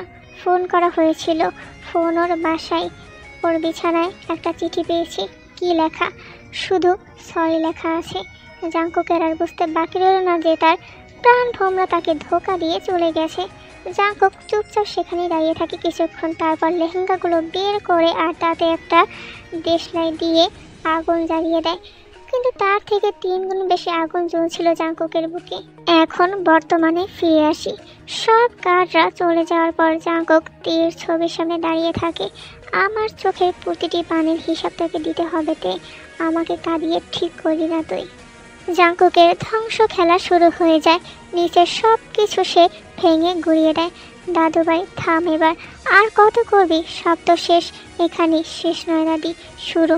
পুরো বাড়িটাই কি এখন ভেঙে ফেলবি তুই? না দাদি, অন্য কিছু। কথাটি বলে জাঙ্কুক নিজের রিভলভার ট্রিগার টেনে বের হয়ে যায় বাসা থেকে। পালানোর খুব শখ তোর, তাই না? চল তোকে দেখাই জীবন জাঙ্কুককে। রাত তখন 2:56 পর পর 13টি গাড়ি গোল করে ঘিরে দাঁড়ায় একটি বাসকে। গাড়িগুলো একটার পেছনে আরেকটা এমনভাবে দাঁড়িয়ে আছে, দেখে মনে হবে কোনো মহামূল্যবান জিনিস পাহারা দিচ্ছে। না, বাসে থাকা যাত্রীদের ক্ষতি করার কোনো উদ্দেশ্য নেই তাদের। তাদের একমাত্র উদ্দেশ্য একজন কাঙ্ক্ষিত ব্যক্তিকে আটকে রাখা, আর রাখাও হলো তাই। কিছুক্ষণ পর একজন 6 ফুট লম্বা সুদর্শন পুরুষ নিজের রিভলভারের ট্রিগার টানতে টানতে এসে দাঁড়ায় বাসটির সামনে, আর তার বাস পাখির চোখ দিয়ে একজন বেঈমান নারীকে গভীরভাবে পর্যবেক্ষণ করে। না, এটা কোনো ভালোবাসার পর্যবেক্ষণ নয়, অসম্ভব রাগ আর ঘৃণার পর্যবেক্ষণ এটা। একে একে সবাই বাস থেকে নামলো না সেই কাঙ্ক্ষিত বেঈমান নারীটি। কিভাবেই বা নামবে? সামনেই যে তার মরণ ফাঁদ। স্যার, বাসে আর কেউ নেই ম্যাডাম ছাড়া। গুড। পুরো বাস ফাঁকা করে দিয়ে তাতে প্রবেশ করে জাংকুক। জাংকুকের প্রতিটি কদম তের ভিতরে ভয় বাড়িয়ে দিচ্ছিল। জাংকুক খুব শান্ত স্বাভাবিকভাবে তের পাশের সিটটায় বসে আর রিভলভার দিয়ে নিজের মাথা চুলকাতে চুলকাতে তের দিকে একবার আর একবার রিভলভারের দিকে তাকায়। ভয়ে তের প্রাণ যায় যায় অবস্থা। কি করবে সে? পালানো খুব শখ তোর, তাই না? আমার থেকে পালাবি, চল তোকে দেখাই। জিউন জাংকুককে এক প্রকার টেনে হিসেবে বাস থেকে নামানো হয়। তেকে নামিয়ে মাটিতে ধাক্কা দিয়ে ফেলে দেয় জাংকুক তেকে। সবিন ঢাল। জাংকুকের কথায় তের চারপাশে পেট্রোল ঢালা হয়। এসব দেখে ভয়ে শেষ হয়ে যায় তে। আমার থেকে পালাবি? জাংকুকের কাছ থেকে? এই কত বড় কলিজা তোর! আজকে তোর কলিজা মেপে দেখবো আমি। কথাটি বলি একটি দেশলাই বের করে সাইকো হাসি দিয়ে তের দিকে তাকায় জাংকুক। একবার কাঠের দিকে আরেকবার তের দিকে তাকায় সে। অতি মাত্রায় কান্নার কারণে তের মুখ দিয়ে কোনো কথা বের হয় না। সে শুধু আকুতি মিনতি করতে থাকে। আর তের আকুতি মিনতি আজকে জাংকুকের মন গলাতে পারেনি। জাংকুক জ্বলন্ত কাঠিটি পেট্রোলে ছুঁড়ে মারে আর জোরে জোরে হাসতে থাকে। চারপাশে আগুন দেখে পাগলের মতো ছোটাছুটি শুরু করে দেয় তে, কিন্তু কোনো লাভ হয় না। তার চারপাশে আগুন, কিভাবে বাঁচাবে সে নিজেকে? জাংকুক খুব মনোযোগ সহকারে তের এই করুণ দৃশ্য উপভোগ করতে থাকে। আজকে থেকে তোর জীবনের একমাত্র ভিলেন আমি, এই জীবন। জাংকুক প্রচণ্ড ধোঁয়া আর গরমে তে ওখানে সেন্সলেস হয়ে যায়। কিন্তু সেন্স না থাকার পরও শেষ রক্ষা হয়নি তার। হঠাৎ নিজের শরীরে ঠান্ডা পানি পড়াতে সেন্স ফিরে তে সে আস্তে আস্তে করে চোখ খুলে তাকায় আর দেখতে পায় জাংকুককে। জাংকুককে দেখা মাত্র তার একটু আগের সব কথা মনে পড়ে যায় আর ভয়ে চারপাশে তাকায়। না, কোনো আগুন নেই। জাংকুক এক হাঁটু গেড়ে মাটিতে বসে তের চুল মুঠি করে ধরে। আজকে থেকে তোর প্রতিটি রাত হবে কালো রাতের থেকেও ঘুটঘুটে অন্ধকার। আর সোয়ার তে শুধু চুপচাপ চোখের পানি ফেলে আর জোরে জোরে নিঃশ্বাস নিতে থাকে। এত কষ্ট কি তার পাওয়ার কথা ছিল? তে সুযোগ বুঝে জাংকুককে ধাক্কা দিয়ে উঠে দাঁড়ায় আর দৌড়ে ছুটে যায় ফাঁকা রাস্তায়। কোনো গার্ড তাকে বাধা প্রয়োগ করেনি। জাংকুক তের ছুটে যাওয়া দেখে হাসতে থাকে। দৌড়াতে দৌড়াতে এক প্রকার হয়রান হয়ে যায় সে আর মাটিতে বসে পড়ে। ঠিক তখনই কোনো ছায়া মানবের মূর্তি দেখতে পায় সে। Are you tired baby girl or want some more fun? তে ভয়ে আরও জোরে কাঁপতে থাকে। সে পারেনি জাংকুকের হাত থেকে বাঁচতে। দেখো, এত দৌড়ে লাভ নেই, শুধু শুধু পা ব্যথা করবে। Save some energy for tonight, let's go to our house. কথাটি বলি তেকে টানতে টানতে নিয়ে গেল গাড়ির কাছে। কি যেন একটা মনে করে জাংকুক একটু থেমে যায় আর তের দিকে তাকায়। আজকে রাতটা তো প্রায় শেষ, এখন আর কিছু করা যাবে না, কিন্তু যেটা করা যাবে সেটাই করি। আজকে তোকে জন্মের মতো দৌড় করাবো জান। কথাটি বলি গাড়ি স্টার্ট দেয় আর মিডিয়াম জোরে গাড়ি চালানো শুরু করে। এদিকে তের দু হাত একটি হ্যান্ডকাফ দিয়ে গাড়ির পিছনে আটকে দেয় আর নিজে স্টিয়ারিংয়ে বসে। বাঁকা হাসি দিয়ে গাড়ি স্টার্ট দেয় জাংকুক আর মিডিয়াম জোরে গাড়ি চালানো শুরু করে। আর তের সাথে সাথে দৌড় করে। একজন মানুষের পক্ষে কখনোই সম্ভব নয় মেশিনের সাথে পাল্লা দিয়ে দৌড়ানো, হলো তাই তে মাঝ পথে পড়ে যায় আর গাড়ি চলতে থাকে আপন গতিতে, যার ফলে তে বেশ অনেক জায়গায় ব্যথা পায় আর কেটে যাওয়ার ফলে রক্তের বন্যা বয়ে যায়। তার হাত ছিঁড়ে আসার উপক্রম হয়ে যায়, কিন্তু তাতেও বিন্দু মাত্র দয়া হয়নি জাংকুকের। 2 দিন পর হসপিটালে। She is fine now, you can go check her. ডাক্তারের কথা শুনে জাংকুক তের কেবিনে প্রবেশ করে আর হাতের সেলাইন এক টান দিয়ে খুলে তাকে কোলে করে নিয়ে বের হয়। হঠাৎ এমন হবে তে বুঝতেও পারেনি। একজন মানুষ কতটা নির্দয় হলে এমন চলন্ত সেলাইন খুলে ফেলতে পারে। ব্যথা করছে না? তে কাঁদতে কাঁদতে বলে উঠল, আমারও করেছিল যখন তুই আমাকে ধোকা দিয়ে চলে গিয়েছিলি। তে আর কোনো কথাই বলে না, সে শুধু ব্যথায় কাতরাতে থাকে আর জাংকুক তাকে নিয়ে গাড়িতে বসায়। খুব জোরে গাড়ি স্টার্ট দেয়। তে জানা নেই তার সাথে কি হতে চলেছে। জিওন ম্যানশনে তে ছলো ছলো চোখে তাকিয়ে আছে ভাঙা কাজগুলোর দিকে। এগুলো হচ্ছে সেই কাজ যেগুলো জাংকুক তে পালিয়ে যাওয়ার পর ভেঙে চুরে গুড়িয়ে ফেলছিল। জাংকুকের কথা মতো কাচের উপর দিয়ে হেঁটে যাওয়ার জন্য পা বাড়ায় আর শব্দ করে জোরে চিৎকার দেয়, হাঁটতে থাকতে আমার লাগছে খুব। সবাই ছলো ছলো চোখে তাকিয়ে আছে তের দিকে, কিন্তু কারো সাহস হচ্ছিল না কিচ্ছু করার। সাধারণ মানুষের পক্ষে কখনোই সম্ভব নয় এভাবে কাচের উপর দিয়ে হাঁটা, হলো তাই তে কয়েক কদম হেঁটেই পড়ে যায় সেখানে। জাঙ্কুক তেকে কোলে করে তার রুমে নিয়ে যায় আর তার লোকদের বলে ডাক্তার ডাকতে। কিছুক্ষণ পর ডাক্তার যখন তের পায়ে ব্যান্ডেজ করে চলে যায়, তখন জাঙ্কুক চুপচাপ তের পাশে বসে আর তের দিকে অপলক দৃষ্টিতে তাকিয়ে থাকে আর তাকে জড়িয়ে ধরে শুয়ে থাকে। তোকে এত সহজে ক্ষমা করলে তুই আবার পালাবি? তোকে আর আমি পালাতে দিব না জান। আজকে থেকে তোর সব আমার। এই পাগল প্রেমীর দুনিয়ায় তোকে স্বাগতম জান, কিন্তু তোকে শুদ্ধ করতে হবে। মাঝ রাতে চোখ পিট পিট করে খুলতে থাকে তে, চারপাশটা ভালো মতো দেখতে থাকে। না, এটা তার ঘর নয়, কিন্তু বেশ পরিচিত ঘরটা। কিন্তু কার? চোখ বাঁকিয়ে সামনে তাকাতে সামনে থাকা মানুষটিকে দেখে তার এত পরিমাণের ভয় বেড়ে যায় যে সে রীতিমতো ধড়পড় করে উঠতে যায়, কিন্তু পায়ে ব্যথা আর কোমরে কারো শক্ত হাতের বাঁধনের ফলে সে উঠতে পারে না। আবার জাঙ্কুকের বুকের উপরে পড়ে যায় সে। তে ধীরে ধীরে তাকায় জাঙ্কুকের দিকে। জাঙ্কুকের চোখ অসম্ভব লাল। না, রাত জাগলে তো এমন হওয়ার কথা নয়। তাহলে কি জাঙ্কুক তের জন্য কেঁদেছে? না, এটা কি করে সম্ভব? যাকে নির্দয়ের মতো কষ্ট দিল তার জন্য কেঁদেছে? পসিবলই নয়। তেকে দেখে জাঙ্কুক রাগে আরো ফুলতে থাকে। তার রাগ এত মাত্রায় বেড়ে যায় যে সে অসুস্থ তেকে ধরে সোজা কোলে করে বাথরুমে নিয়ে যায় আর বাথটবের ঠান্ডা পানিতে ছেড়ে দেয়। শুধু ছেড়ে দেয় বললে ভুল হবে, রীতিমতো বরফের মতো ঠান্ডা পানিতে তাকে রাখে। এমনিতেই অসুস্থ, তার উপরে ঠান্ডা পানি। তের ছোট্ট শরীর নিতে পারে না। আপনি কেন আমার সাথে এগুলো করছেন? তুই ভালো মতোই জানিস সেটা। আপনার মতো একটা মানুষকে আমি কখনোই বিয়ে করব না, মরে গেলেও না। তের কথায় জাঙ্কুক নিজের রাগ আর আটকাতে পারে না, সোজা থাপ্পড় বসিয়ে দেয় তের গালে। থাপ্পড়টা এত জোরে ছিল যে বাথটবের সাথে মাথা লেগে কেটে যায় আর রক্ত পড়তে থাকে। তে বাথটবে নিজের সেন্স হারিয়ে বসে। তের যখন সেন্স ফিরে তখন সে তার নিজের রুমে নিজেকে আবিষ্কার করে। পাশে তার মনি, মা, দাদিমা বসা। সবাইকে একসাথে দেখে তে খানিকটা বিচলিত হয়। আজ বেশ কয়েকদিন পর তাদেরকে সে এত কাছ থেকে দেখেছে। সবার মুখ লাল আভা বরং করছে, চোখ মুখ ভীষণ ফোলা। তাহলে কি কিছু হয়েছে? তে তো জাঙ্কুকের কাছে ছিল, তাহলে এখানে কি করে? জাঙ্কুক আশেপাশে নেই তে, চিন্তা করিস না। জানি না ঠিক কতদিন তোকে রক্ষা করতে পারবো। আমার মেয়েকে অমন একজন সাইকোপ্যাথ ছেলের সাথে কিছুতেই বিয়ে দিব না। 5 বছর আগেই তো বিয়ে হয়ে গেছে আপা ওদের। সেটা কিভাবে অস্বীকার করবেন? তখন আমার মেয়ে ছোট ছিল, তাই তার বিয়েটাও অবৈধ। আমি আমার মেয়েকে নিয়ে চলে যাব। দরকার হলে আমি পুলিশ প্রশাসন লাগাবো, তাও তেকে জাঙ্কুকের হাতে তুলে দিব না। তে এখন অনেকটাই সুস্থ, যাতায়াত করার মতো সুস্থতা অর্জন করেছে সে, তবে বেশ দুর্বল এখনও। আর সুস্থ হতে বেশ কয়েকদিন সময় লেগেছিল। এই কয়েকদিনে জাঙ্কুকের ছায়ামূর্তিও দেখিনি।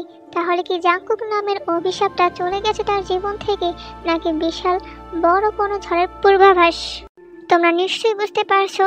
তের মা তেকে নিয়ে চলে যায়। সময় চলতে থাকে সময়ের ব্যবধানে। পরিবেশ অনেকটাই ঠান্ডা। সব কিছু কেমন যেন একটা বিষাদময় শান্ত। সব কিছু ঠান্ডা হলো। কেউ একজন হাতের 2 আঙুলের ফাঁকে সিগারেট ধরে আপন শান্তিতে নিকোটিনের ধোঁয়া ছড়াচ্ছে আর দেয়ালে লাগানো একজন মেয়ে মানুষের মুখশ্রী দেখছে। আহা, কি যে শান্তি সে পাচ্ছে এই ছবিটা দেখে। মনে হচ্ছে তার দুনিয়ার সব শান্তি এই ছবিটার মধ্যেই রয়েছে। কিন্তু কে বা জানতো তার এই শান্তির মাঝেও রয়েছে অশান্তির পূর্বাভাস। 17 দিন আমার থেকে দূরে থাকার শাস্তি 17 জন্য ভুলবি না তুই বেবিগাল। এদিকে তে রাজশাহী এসেছে আজ প্রায় 17 দিন। আস্তে আস্তে সময়ের সাথে সাথে সে সব কিছু ভুলে যেতে থাকে। সে ট্রান্সফার নিয়ে ভর্তি হয় রাজশাহীর একটি বেসরকারি বিশ্ববিদ্যালয়ে। এখন সে নিজের দিকে ধ্যান দিতে চায়, নিজের জীবনটা ফুলে ফুলে ভরে দিতে চায়। হুট করেই তের ছোট বোন আবদার করে বসলো, আপু চলো বাইরে, চলো বাইরে কিছু খেয়ে আসি। অনেক রিকোয়েস্ট করার পর তে রাজি হলো। আর তে এখানে আসা অবধি সে বাড়ির মধ্যেই ছিল, কোথাও যায়নি। তাই একটু মনে হলো বাইরে একটু ঘোরা উচিত তার। এখন তের বোনের মূল উদ্দেশ্য হলো তেকে বাসা থেকে বের করা আর জাঙ্কুকের সাথে দেখা করানো।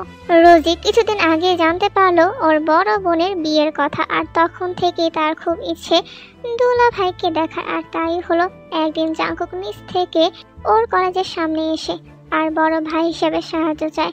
জাঙ্কুকের চোখে তীর জন্য এক সমুদ্র ভালোবাসা দেখে, আর রোজি রাজি হয়ে যায় জাঙ্কুকের কথায়।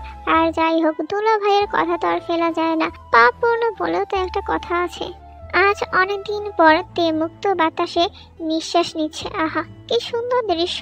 জীবনটা যেন আবার নতুন করে উপভোগ করছে সে। রোজি তেকে একা রেখে চলে যায়, কারণ সে জানতো এখন তার একমাত্র ভিলেন দুলাভাই জাঙ্কুকের এন্ট্রি হবে। কিছুক্ষণ পর 2 প্লেট ফুচকার সাথে কোল্ড ড্রিঙ্কস দিয়ে যায়। তে একা একা টেবিলে বসে মনোমুগ্ধকর প্রকৃতি দেখছে আর শান্তিতে নিঃশ্বাস নিচ্ছে।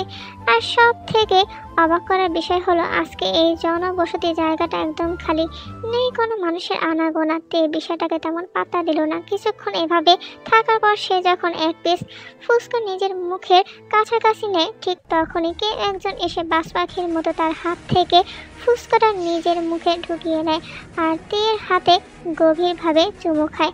সামনে দাঁড়ানো বিশাল মানুষটিকে দেখে তের জীবন যায় যায় অবস্থা। সে কোনো রকম উঠে দাঁড়িয়ে দৌড় দিতে চায়, তার আগেই সেই ছায়া মানবটি তার শক্তিশালী হাত দিয়ে তার কোমর জড়িয়ে ধরে আর নিজের সাথে মিশিয়ে নেয়।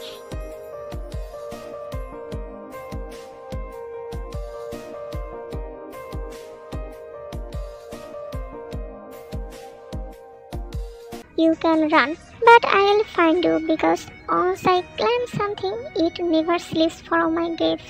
জাঙ্কুকের কথা শুনে তের কান্না বেড়ে যায়। সে প্রাণপণ চেষ্টা করে নিজেকে ছাড়ানো, কিন্তু পারে না। জাঙ্কুকের মতো 6 ফুট উচ্চতার জিম করা পুরুষের শক্তির কাছে তের শক্তি নস্যিমাত্র। আমাকে ছেড়ে দিন প্লিজ। তোকে তো ধরতেই পারলাম না ঠিক মতো, ছাড়বো কিভাবে বল? তুই মরে গেলেও তোর লাশ নিয়ে আমি সংসার করব, আর জীবিত বেলায় ছেড়ে দিব? No, never. তোর পায়ের নখ থেকে চুলের আগা অবধি সবটাই আমার। তোর কোনো কিছুই নিজের নয়, তুই পুরোটাই আমার। আর তোকে ছেড়ে দিব সামান্য কাগজের বৈধতার জন্য?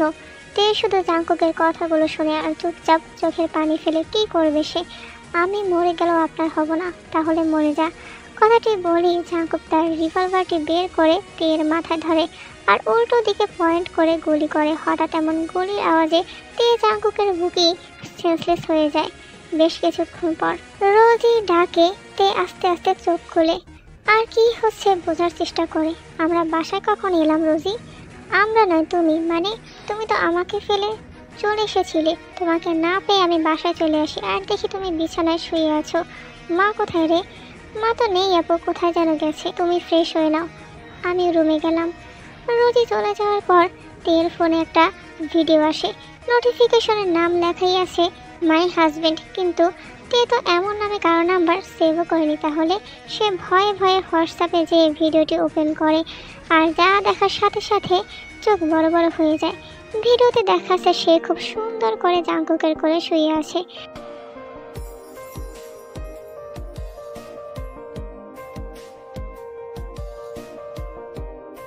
আর জাঙ্কুক তাকে কিসে ভরিয়ে দিচ্ছে আর গান গাচ্ছে।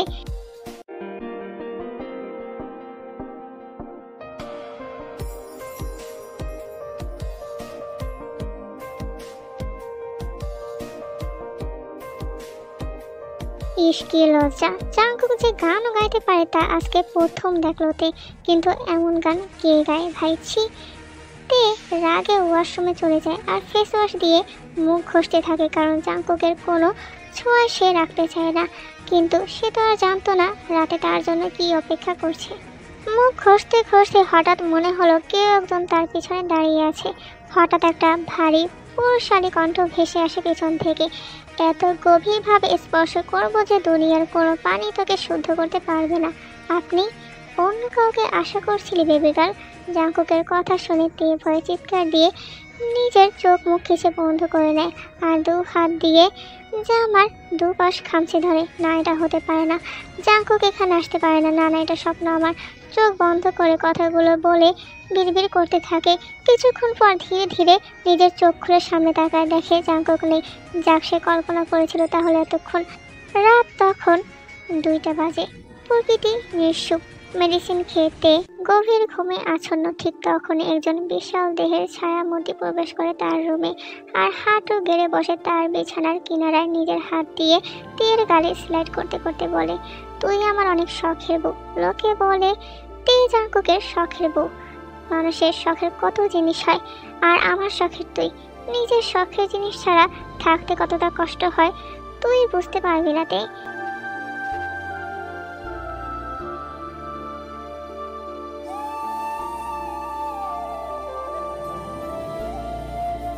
একটু থেমে আবার বলা শুরু করে, তোকে এখান থেকে নিয়ে যাওয়া আমার জন্য কয়েক সেকেন্ডের ব্যাপার মাত্র, কিন্তু তুই অসুস্থ। মায়ের কাছে কয়দিন থাক, আমাকে সামলাতে তোর অনেক শক্তির প্রয়োজন। কথাগুলো বলি জাঙ্কুক তের কপালে চুমু খায় আর চলে যায়। পরের দিন তেকে রেডি হতে বলে, কারণ তের বিয়ে ঠিক করেছে তার বাবা মা। এতে যদি তার মেয়ে একটু শান্তিতে থাকে আর জাঙ্কুকের কাছ থেকে মুক্তি পায়। সবাই খুব আনন্দের সাথে সহমত প্রকাশ করলো। কাজে ধীরে ধীরে কাগজ বের করতে লাগলো। পার্থপক্ষ সবাই আছে এখানে। সবাই সুন্দর মতো বসলো। বর ছাড়া বিয়ে কিভাবে হবে? সবাই দরজার দিকে তাকায় আর ভয়ে থরথর করে কাঁপতে থাকে। আমার বউয়ের বিয়ে আর আমাকে কেউ ইনভাইট করলো না। Very sad. বাবা, তুমি নিজের বউকে নিতে এসেছি শ্বশুর মশাই। জাঙ্কুকের কথায় তের আত্মা কেঁপে ওঠে। জাঙ্কুক ধীরে ধীরে তের দিকে পা বাড়ায়, তার সাথে গাডরাও।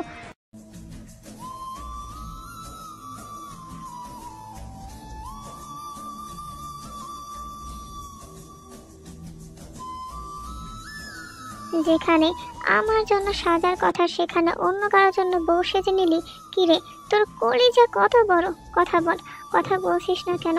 তীর গাল শক্ত করে চেপে ধরে মুখ বরাবর নিয়ে এসে বলে উঠল, বেইমান নারী, আবারও বেইমানি করলি তুই?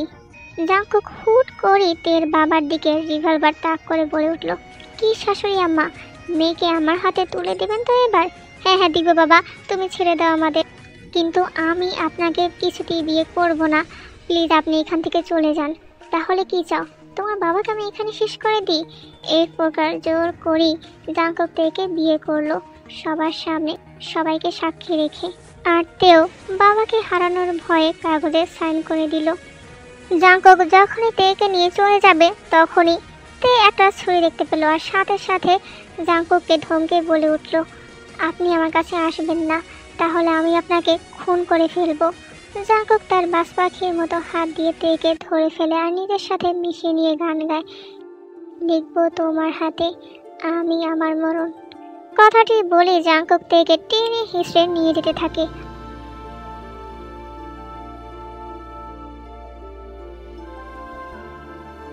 আমাকে আমার পরিবারের কাছে একবার যেতে দিন প্লিজ। আজকে থেকে আমি তোর পরিবার।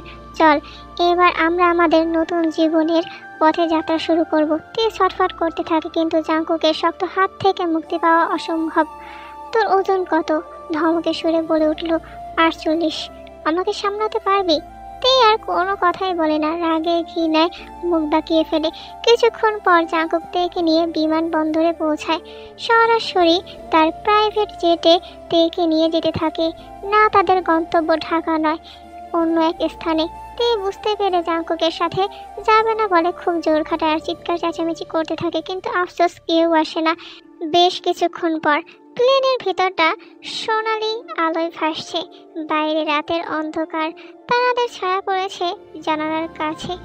যখন সেন্স ফিরে তখন তে নিজেকে প্রাইভেট জেটের ভিতর আবিষ্কার করে গুটিসুটি হয়ে বসে থাকে উইন্ডো সিটে।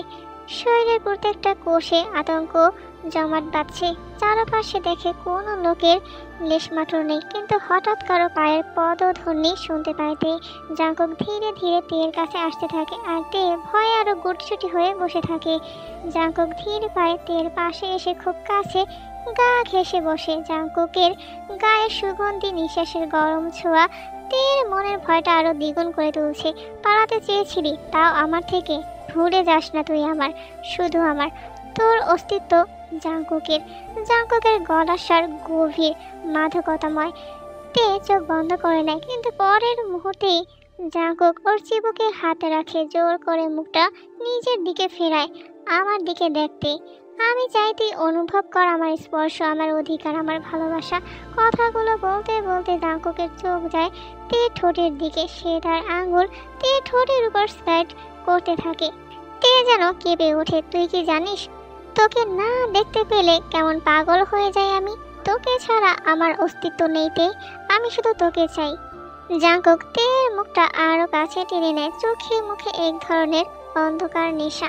সে তের কানের কাছে আলতো করে বলে, আজকে আর কোনো দ্রুত অ্যালাউ করবো না জান, প্লিজ সহ্য কর আমাকে। তে কাঁপতে থাকে, জাঙ্কুককে ধাক্কা দিতে থাকে, কিন্তু জাঙ্কুকের বাঁধন শক্ত। তে নড়াচড়া করতে পারে না। জাঙ্কুক ওর কোমর চেপে ধরে নিজের দিকে টেনে নেয়, যেন ওর সমস্ত অস্তিত্ব নিজের করে নিতে চায়। প্লিজ আমাকে ছেড়ে দিন। তে ফুপিয়ে ফুপিয়ে কাঁদতে থাকে, কিন্তু তের কান্না যেন জাঙ্কুকের কান অবধি পৌঁছায় না। সে মেতে আছে আজকে তে নামক নেশাতে। জাঙ্কুক তের গলায় মুখ ডুবিয়ে ফেলে, গভীর শ্বাস নেয়, যেন তের গায়ের গন্ধ মাতাল করে দিচ্ছে তাকে। না, আমি তোকে আর এক মুহূর্তের জন্য ছেড়ে দিতে পারবো না তে। তুই আমার সেই আনহেলদি অবজেশন, যাকে ছাড়া আমি ধ্বংস। আমি চাই তুই আমার নিঃশ্বাস হয়ে থাক, আমার রক্তে মিশে থাক। তোকে ছাড়া আমি অসম্পূর্ণ। জাঙ্কুকের ঠোঁট তের গালের উপর, তারপর ধীরে ধীরে নিচের দিকে নেমে আসে।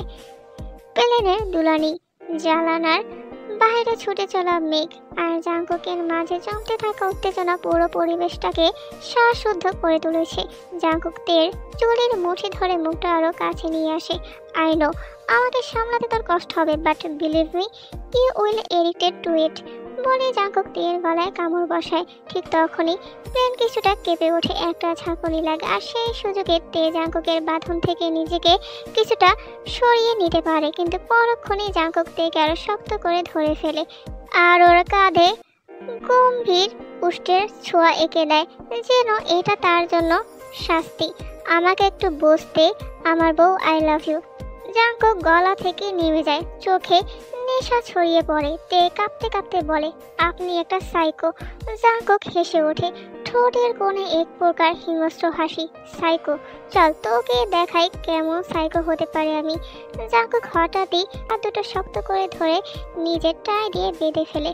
এবার পালানোর চেষ্টা কর, দেখি দেখি পারিস কিনা। জাঙ্কুক নিজের সব শক্তি দিয়ে তেকে জড়িয়ে ধরে। তের দম যায় যায় অবস্থা। অনেকক্ষণ ধরে তেকে নিজের বুকের সাথে জড়িয়ে রাখে জাঙ্কুক।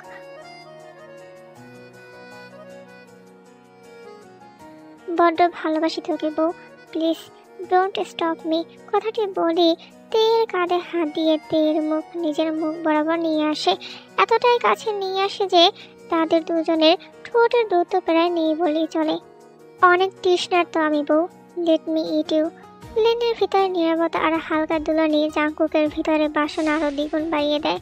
সে খপ করে তে ঠোঁটে নিজের ঠোঁট বসিয়ে দেয় আর পাগলের মতো কিস করতে থাকে। তে যত নড়াচড়া করে জাঙ্কুক তত উন্মাদের মতো ওকে শক্ত করে চেপে ধরে কিস করতে থাকে। দীর্ঘদিন ক্ষুধার্ত থাকার পর যেমন খাবার পেলে বন্যপ্রাণী ডিসপায়ার্ড হতে থাকে, ঠিক তেমনই হয়েছিল।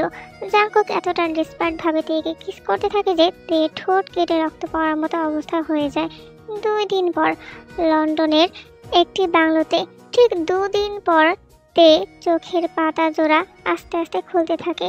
এত ঘন্টা যাবৎ চোখ বন্ধ রাখার ফলে তার চোখ খুলতে বেশ অসুবিধা হচ্ছিল আর মাথাটাও বেশ যন্ত্রণা করছিল।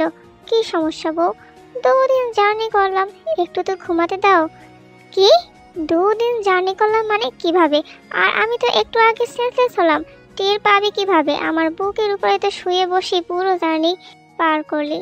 চুমু খেতে যেও সেন্সলেস হয়ে যাস। আমার চুমু খেতে ডিস্টার্ব হচ্ছিল তাই সেন্সলেস করে রেখেছিলাম। মন ভরে কিস করেছে এই 2 দিন তোকে। আপনি 2 দিন ধরে চুমু খেয়েছেন আমাকে? তের আগে আর ঘৃণায় জাঙ্কুকের থেকে নিজেকে ছাড়ানোর চেষ্টা করে। তোর শরীরে এত হাড্ডি কেন বউ? আমার ঘুমাতে অসুবিধা হচ্ছে। এতই যখন অসুবিধা হচ্ছে শুয়ে আছেন কেন? তুই কি এখনই বাসর করতে চাচ্ছিস? আগে বলবি তো। না প্লিজ, আজকে আমাকে আটকাতে পারবি না বউ, আমার অনেক শরীর খারাপ লাগছে। যা, 2 দিন জার্নি করেছিস তাই ছেড়ে দিলাম, কিন্তু কালকে যে ছেড়ে দিব এটা দুঃস্বপ্ন ভাববি না। তোকে কাছে পাওয়ার জন্য আমি সবকিছু করতে পারি। পরের দিন রাত তখন প্রায় 1:30-তে গভীর ঘুমে আচ্ছন্ন। হঠাৎ ঘুমের মধ্যে সে তার শরীরে অনেক ভার অনুভব করে আর থেকে থেকে নিজের গলায় কেমন সুরসুরি অনুভব করে। সে ধীরে ধীরে চোখ পিট পিট করে খুলতে থাকে। সে ডিম লাইটে তেমন কারো মুখ দেখা না গেলেও তের বুঝতে বাকি নেই এটা কে। জাঙ্কুক আস্তে আস্তে তের গলায় ঘাড়ে কিস করতে থাকে। এক পর্যায়ে তের শাড়ি খুলে ফেলে জাঙ্কুক আর মুক্ত হতে থাকে তের মধ্যে। তে 2 হাত দিয়ে জাঙ্কুককে ধাক্কা দিয়ে সরানোর চেষ্টা করে, কিন্তু কোনো লাভ হয় না। একজন পুরুষের শক্তির কাছে তার শক্তি কিছুই নয়। ছাড়ুন আমাকে, ডোন্ট ডিস্টার্ব। জাঙ্কুক মত্ত হতে থাকে তের মধ্যে। অপরদিকে অসহ্য ব্যথায় কাতরাতে থাকে তে।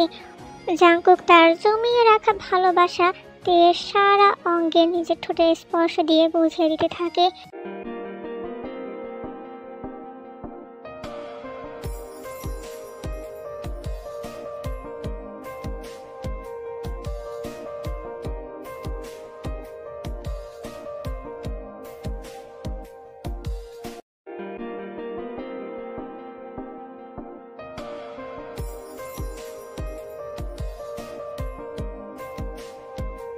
এই সময় জাঙ্কুক তের পেটে কামড় বসিয়ে দেয়।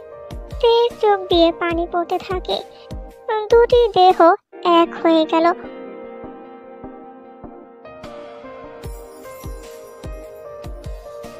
অনেকক্ষণ পর তেকে ছেড়ে দেয় জাঙ্কুক। উঠে সোজা ওয়াশরুমে চলে যায় জাঙ্কুক। অসহ্য ব্যথায় ওইভাবেই চুপচাপ শুয়ে থাকে তে। কিছুক্ষণ পর জাঙ্কুক বের হয়ে আসে আর তেকে ফ্রেশ হতে বলে, কিন্তু তের পক্ষে হাঁটা অসম্ভব হয়ে গিয়েছিল। একটু একটু করে উঠতে যেও উঠতে পারে না সে। বিছানায় পেট ধরে বারবার শুয়ে পড়ে। তেকে এভাবে দেখে জাঙ্কুক তের কাছে যায় আর কোলে তুলে নেয়। এখন এমন হবেই, কিছুদিন পর অভ্যস্ত হয়ে যাবে। তে লজ্জায় নিজের মাথা নিচু করে ফেলে। লজ্জা নাকি ঘৃণা ঠিক বুঝতে পারছে না সে। অপরদিকে জাঙ্কুক তেকে নিয়ে ওয়াশরুমে চলে যায় আর ফ্রেশ হতে বলে নিজে বের হয়ে চলে আসে। তে ফ্রেশ হয়ে বের হওয়ার সাথে সাথেই জাঙ্কুক আবার তেকে কোলে তুলে বিছানায় বসিয়ে দেয় আর একটা পেন কিলার আর পানির গ্লাস ধরিয়ে দেয়। এটা খেয়ে নাও, ব্যথা কমে যাবে।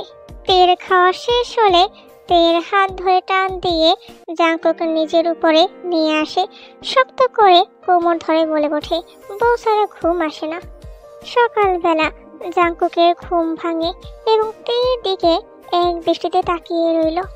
এমন সকাল কবে আসবে বউ, যেদিন তুমি সকালে চা বানিয়ে আমাকে ঘুম থেকে উঠাবে? তের ঘুম ভাঙতেই দুজনের চোখাচোখি হয়ে যায়। তে উঠে সরে আসতে চাইল। তোর মনে হয় তোকে আমি নিজের থেকে দূরে সরে যেতে দিব? আমার লাগছে, লাগুক, আই ডোন্ট কেয়ার। জাঙ্কুক তের উপরে ভর দিয়ে বিছানায় জাপটে ধরে থাকে। কি আছে তোর মধ্যে, কেন নিজেকে কন্ট্রোল করতে পারি না? বলি তার ঠোঁট তের ঠোঁটের সাথে মিলিয়ে দেয়। কিস করা শুরু করে। আস্তে আস্তে আরো গভীরভাবে স্পর্শ করতে থাকে তেকে। তে এইবার আর কোনো বাধা দেওয়ার চেষ্টা করে না। আস্তে আস্তে মেনে নিতে শুরু করছে নিজের নিয়তিকে। এদিকে জাঙ্কুক নিজের শখের বুকে পেয়েছে। দিন কি আর রাতই বাকি, এইভাবে প্রায় সারা সকাল চলে জাঙ্কুকের অত্যাচার।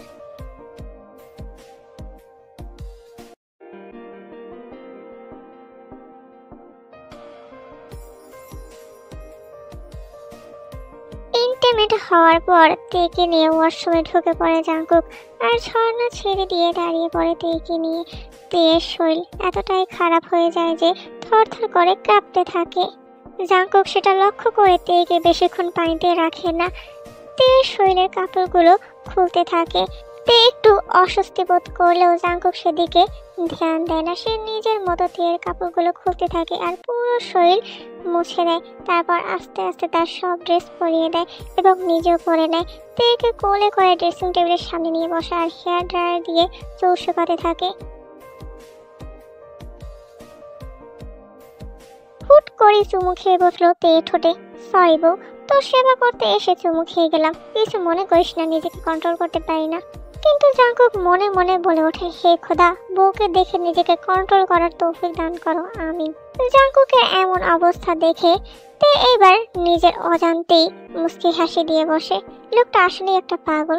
জাঙ্কুক খাবার টেবিলের দিকে খাইয়ে দেয় আর বলতে থাকে, জান, আমার রাতে বাসায় ফিরতে লেট হতে পারে, তুমি খেয়ে নিও। তে শুধু মাথা নাড়িয়ে সম্মতি জানায়। রাত 1:42। তে বেলকনিতে দাঁড়িয়ে আছে, কারণ তার ঘুম আসছে না। অবশ্য জাঙ্কুক তাকে এটা বলে দিয়েছিল তাড়াতাড়ি ঘুমানোর জন্য। জাঙ্কুকের আসতে আসতে বাসায় রাত প্রায় 2টো বেজে যায়। এসে দেখে তে বেলকনিতে দাঁড়িয়ে, গিয়ে পিছনে গিয়ে জড়িয়ে ধরবে। এমন সময় খেয়াল করলো বাগান বাড়িতে একটা গাছের পিছনে ছায়া, এবং ছায়াটাতে স্পষ্ট দেখা যাচ্ছে বন্দুক তাক করা। জাঙ্কুক আর কোনো কিছু না ভেবে তেকে ধাক্কা দিয়ে সরিয়ে দেয়, আর গুলিটা এসে জাঙ্কুকের বুকে লাগে। সাথে সাথেই মানব ছায়া লোকটি ওখান থেকে চলে গেল। হঠাৎ এমন হওয়ায় তে চিৎকার দিয়ে বসে। বুঝতে পারলো জাঙ্কুক তাকে বাঁচানোর জন্য নিজে গুলি খেয়েছে। প্রায় 1 সপ্তাহ পর হসপিটালের করিডোরে পেশেন্টের অবস্থা খুব ক্রিটিক্যাল ছিল। আমরা হয়তো ভেবেছি উনি আর বাঁচবেন না। আলহামদুলিল্লাহ, he is now out of danger. ওনার এখন জ্ঞান ফিরেছে। আপনি চাইলে দেখা করতে পারেন। তে কেবিনে প্রবেশ করে। তার চোখে পানি টলমল করছে। যেই মানুষটা এত শক্তপোক্ত, এত স্ট্রং, আজ সেই মানুষটা তাকে বাঁচাতে গিয়ে নিজের জীবনের মায়া ভুলে গেল। তাকে হয়তো আর কেউ এভাবে ভালোবাসতে পারবে না, যে তার জন্য জীবনও দিতে পারবে। কিন্তু এই জাঙ্কুক, তিনি ঠিকই পারবেন, কারণ তার মতো আর কেউ হবে না। তে মনে মনে কথাগুলো ভাবতে থাকে, আর আস্তে আস্তে জাঙ্কুকের বেডের পাশে গিয়ে বসে। জাঙ্কুকের হাত ধরতেই জাঙ্কুক টিপ টিপ করে চোখ খুলে। তের চোখের পানির ফোঁটা এসে পড়ে জাঙ্কুকের হাতে। তেকে এভাবে দেখে জাঙ্কুকের যেমন কষ্ট হচ্ছে, ঠিক তেমনই আনন্দও হচ্ছে। কষ্ট হচ্ছে তার বউয়ের চোখে পানি দেখে, কিন্তু আনন্দ হচ্ছে এটা ভেবে যে তার বউ তাকে ছেড়ে চলে যায়নি, আবার পালানোর চেষ্টাও করেনি, বরং তার জীবন বাঁচিয়েছে এখানে এনে। জাঙ্কুক ধীর কণ্ঠে বলে উঠল তের চোখের পানি মুছে, তোকে যদি বুক কেটে দেখাতে পারতাম বউ, তাহলে বুঝতি আমি তোকে কতটা ভালোবাসি। তোর জন্য আমি সব করতে পারি। আপনি তো এটা চান তাই না, যেন আপনার সাথে সবসময় থাকি, কোথাও পালানোর চেষ্টা না করি। আপনাকে ভালোবাসি, তাহলে আমার কথা রাখতে হবে। আপনি তো আমার জন্য সব করতে পারেন তাই না, তাহলে এই খুন খারাপি ছেড়ে দিন। বিশ্বাস করুন, আমি আপনাকে ছেড়ে কোথাও যাব না। তুই সত্যিই আমাকে মন থেকে মেনে নিবি বউ? তে মাথা নাড়িয়ে হ্যাঁ জানায়। আমার একটা শেষ কাজ বাকি আছে। যে শত্রু তোর উপর গুলি চালানোর চেষ্টা করেছিল, তার গডফাদার সহ সবাইকে শাস্তি না দেওয়া পর্যন্ত আমার ঘুম হবে না। তবে তারপর আমি সব কিছু ছেড়ে দিব, আই প্রমিস। কিন্তু তোকে বলতে হবে ভালোবাসি কথাটা আমাকে। আর এখন আমাকে একটা ভালোবেসে চুমু খেতে হবে। তের চোখ জোড়া যেন রসগোল্লার মতো বড় বড় হয়ে গেল। এই লোক কি এই অবস্থায় পাগল হয়ে গেছে নাকি আবার? এই যে দেখুন, আমি আপনার কোনো শর্ত টর্ত মানতে পারবো না, ওকে? তাহলে আমার পক্ষে এগুলো ছাড়া অসম্ভব, কারণ এগুলো আমার রক্তের সাথে মিশে গেছে। একমাত্র তুমিই পারো আমাকে এসব থেকে দূরে রাখতে। তে আর কোনো কিছু না ভেবে জাঙ্কুকের ঠোঁটে চুমু খেলো, কিন্তু ভালোবাসি কথাটা বললো না। কি হলো বউ, ওই কথাটা বলো। এতে আরো বেশি লজ্জা পায় এবং মাথা নিচু করে রাখে। গাল দুটো তার লাল হয়ে গেছে। তে এতদিনে ঠিকই বুঝতে পেরেছে এই লোকের কাছ থেকে তার মুক্তি নেই মৃত্যুর আগ পর্যন্ত। সুতরাং এই ঘাড়তারা লোকটির কথা তাকে মানতেই হবে। এটাই সুযোগ এই লোকটাকে ঠিক করার। যেহেতু এই সাইকো লোকটার সাথে থাকতে হবে, সুতরাং একটু যদি মানুষ করে নেওয়া যায়। কি হলো জান, কি ভাবছো? তোমার ওই কথাটা শোনার জন্য আমার হৃদয় বেকুল হয়ে আছে, ছটফট করছে। তে মাথা নিচু করে মিনমিন স্বরে বলে উঠল, আই লাভ ইউ। আমি আপনাকে ভালোবাসি। জাঙ্কুক একটা প্রশান্তির নিঃশ্বাস ফেলল। তেকে এক টানে নিজের পাশে শুয়ে দিল। তের গাল জোড়া নিজের 2 হাতের আদলে নিয়ে নিজে ঠোঁট দিয়ে ঠোঁটে বসিয়ে দিল। তে বারবার অস্পষ্ট সুরে বলার চেষ্টা করছে, আপনি এখনো অসুস্থ, পুরোপুরি সুস্থ হননি। জাঙ্কুক তের গলায় চুমু খেয়ে কানে ফিসফিস করে বলে উঠল, আজকের পর আমার স্ট্যামিনা নিয়ে তোমার আর কোনো ডাউট থাকবে না। আর আমি ডক্টরকে আগেই বলে দিয়েছিলাম আমার বউ আসলে আমার কেবিনে জানি কেউ না ঢোকে। তে বুঝতে পারলো এই লোকটা কি চাইছে। মনে মনে সাইকো উপাধি দিয়ে দিল এইদিকে জাঙ্কুক নিজের কাজে ব্যস্ত হয়ে পড়ল। তেকে আস্তে আস্তে করে নিজের সাথে মিশিয়ে নিয়ে গভীরভাবে ভালোবাসতে শুরু করলো। জাঙ্কুকের প্রত্যেকটা স্পর্শে তের শরীরে কেঁপে কেঁপে উঠছে, তবে আজ তার অসহ্য লাগছে না, অনুভব করছে সব। আবারও এক হলো দুটি দেহ।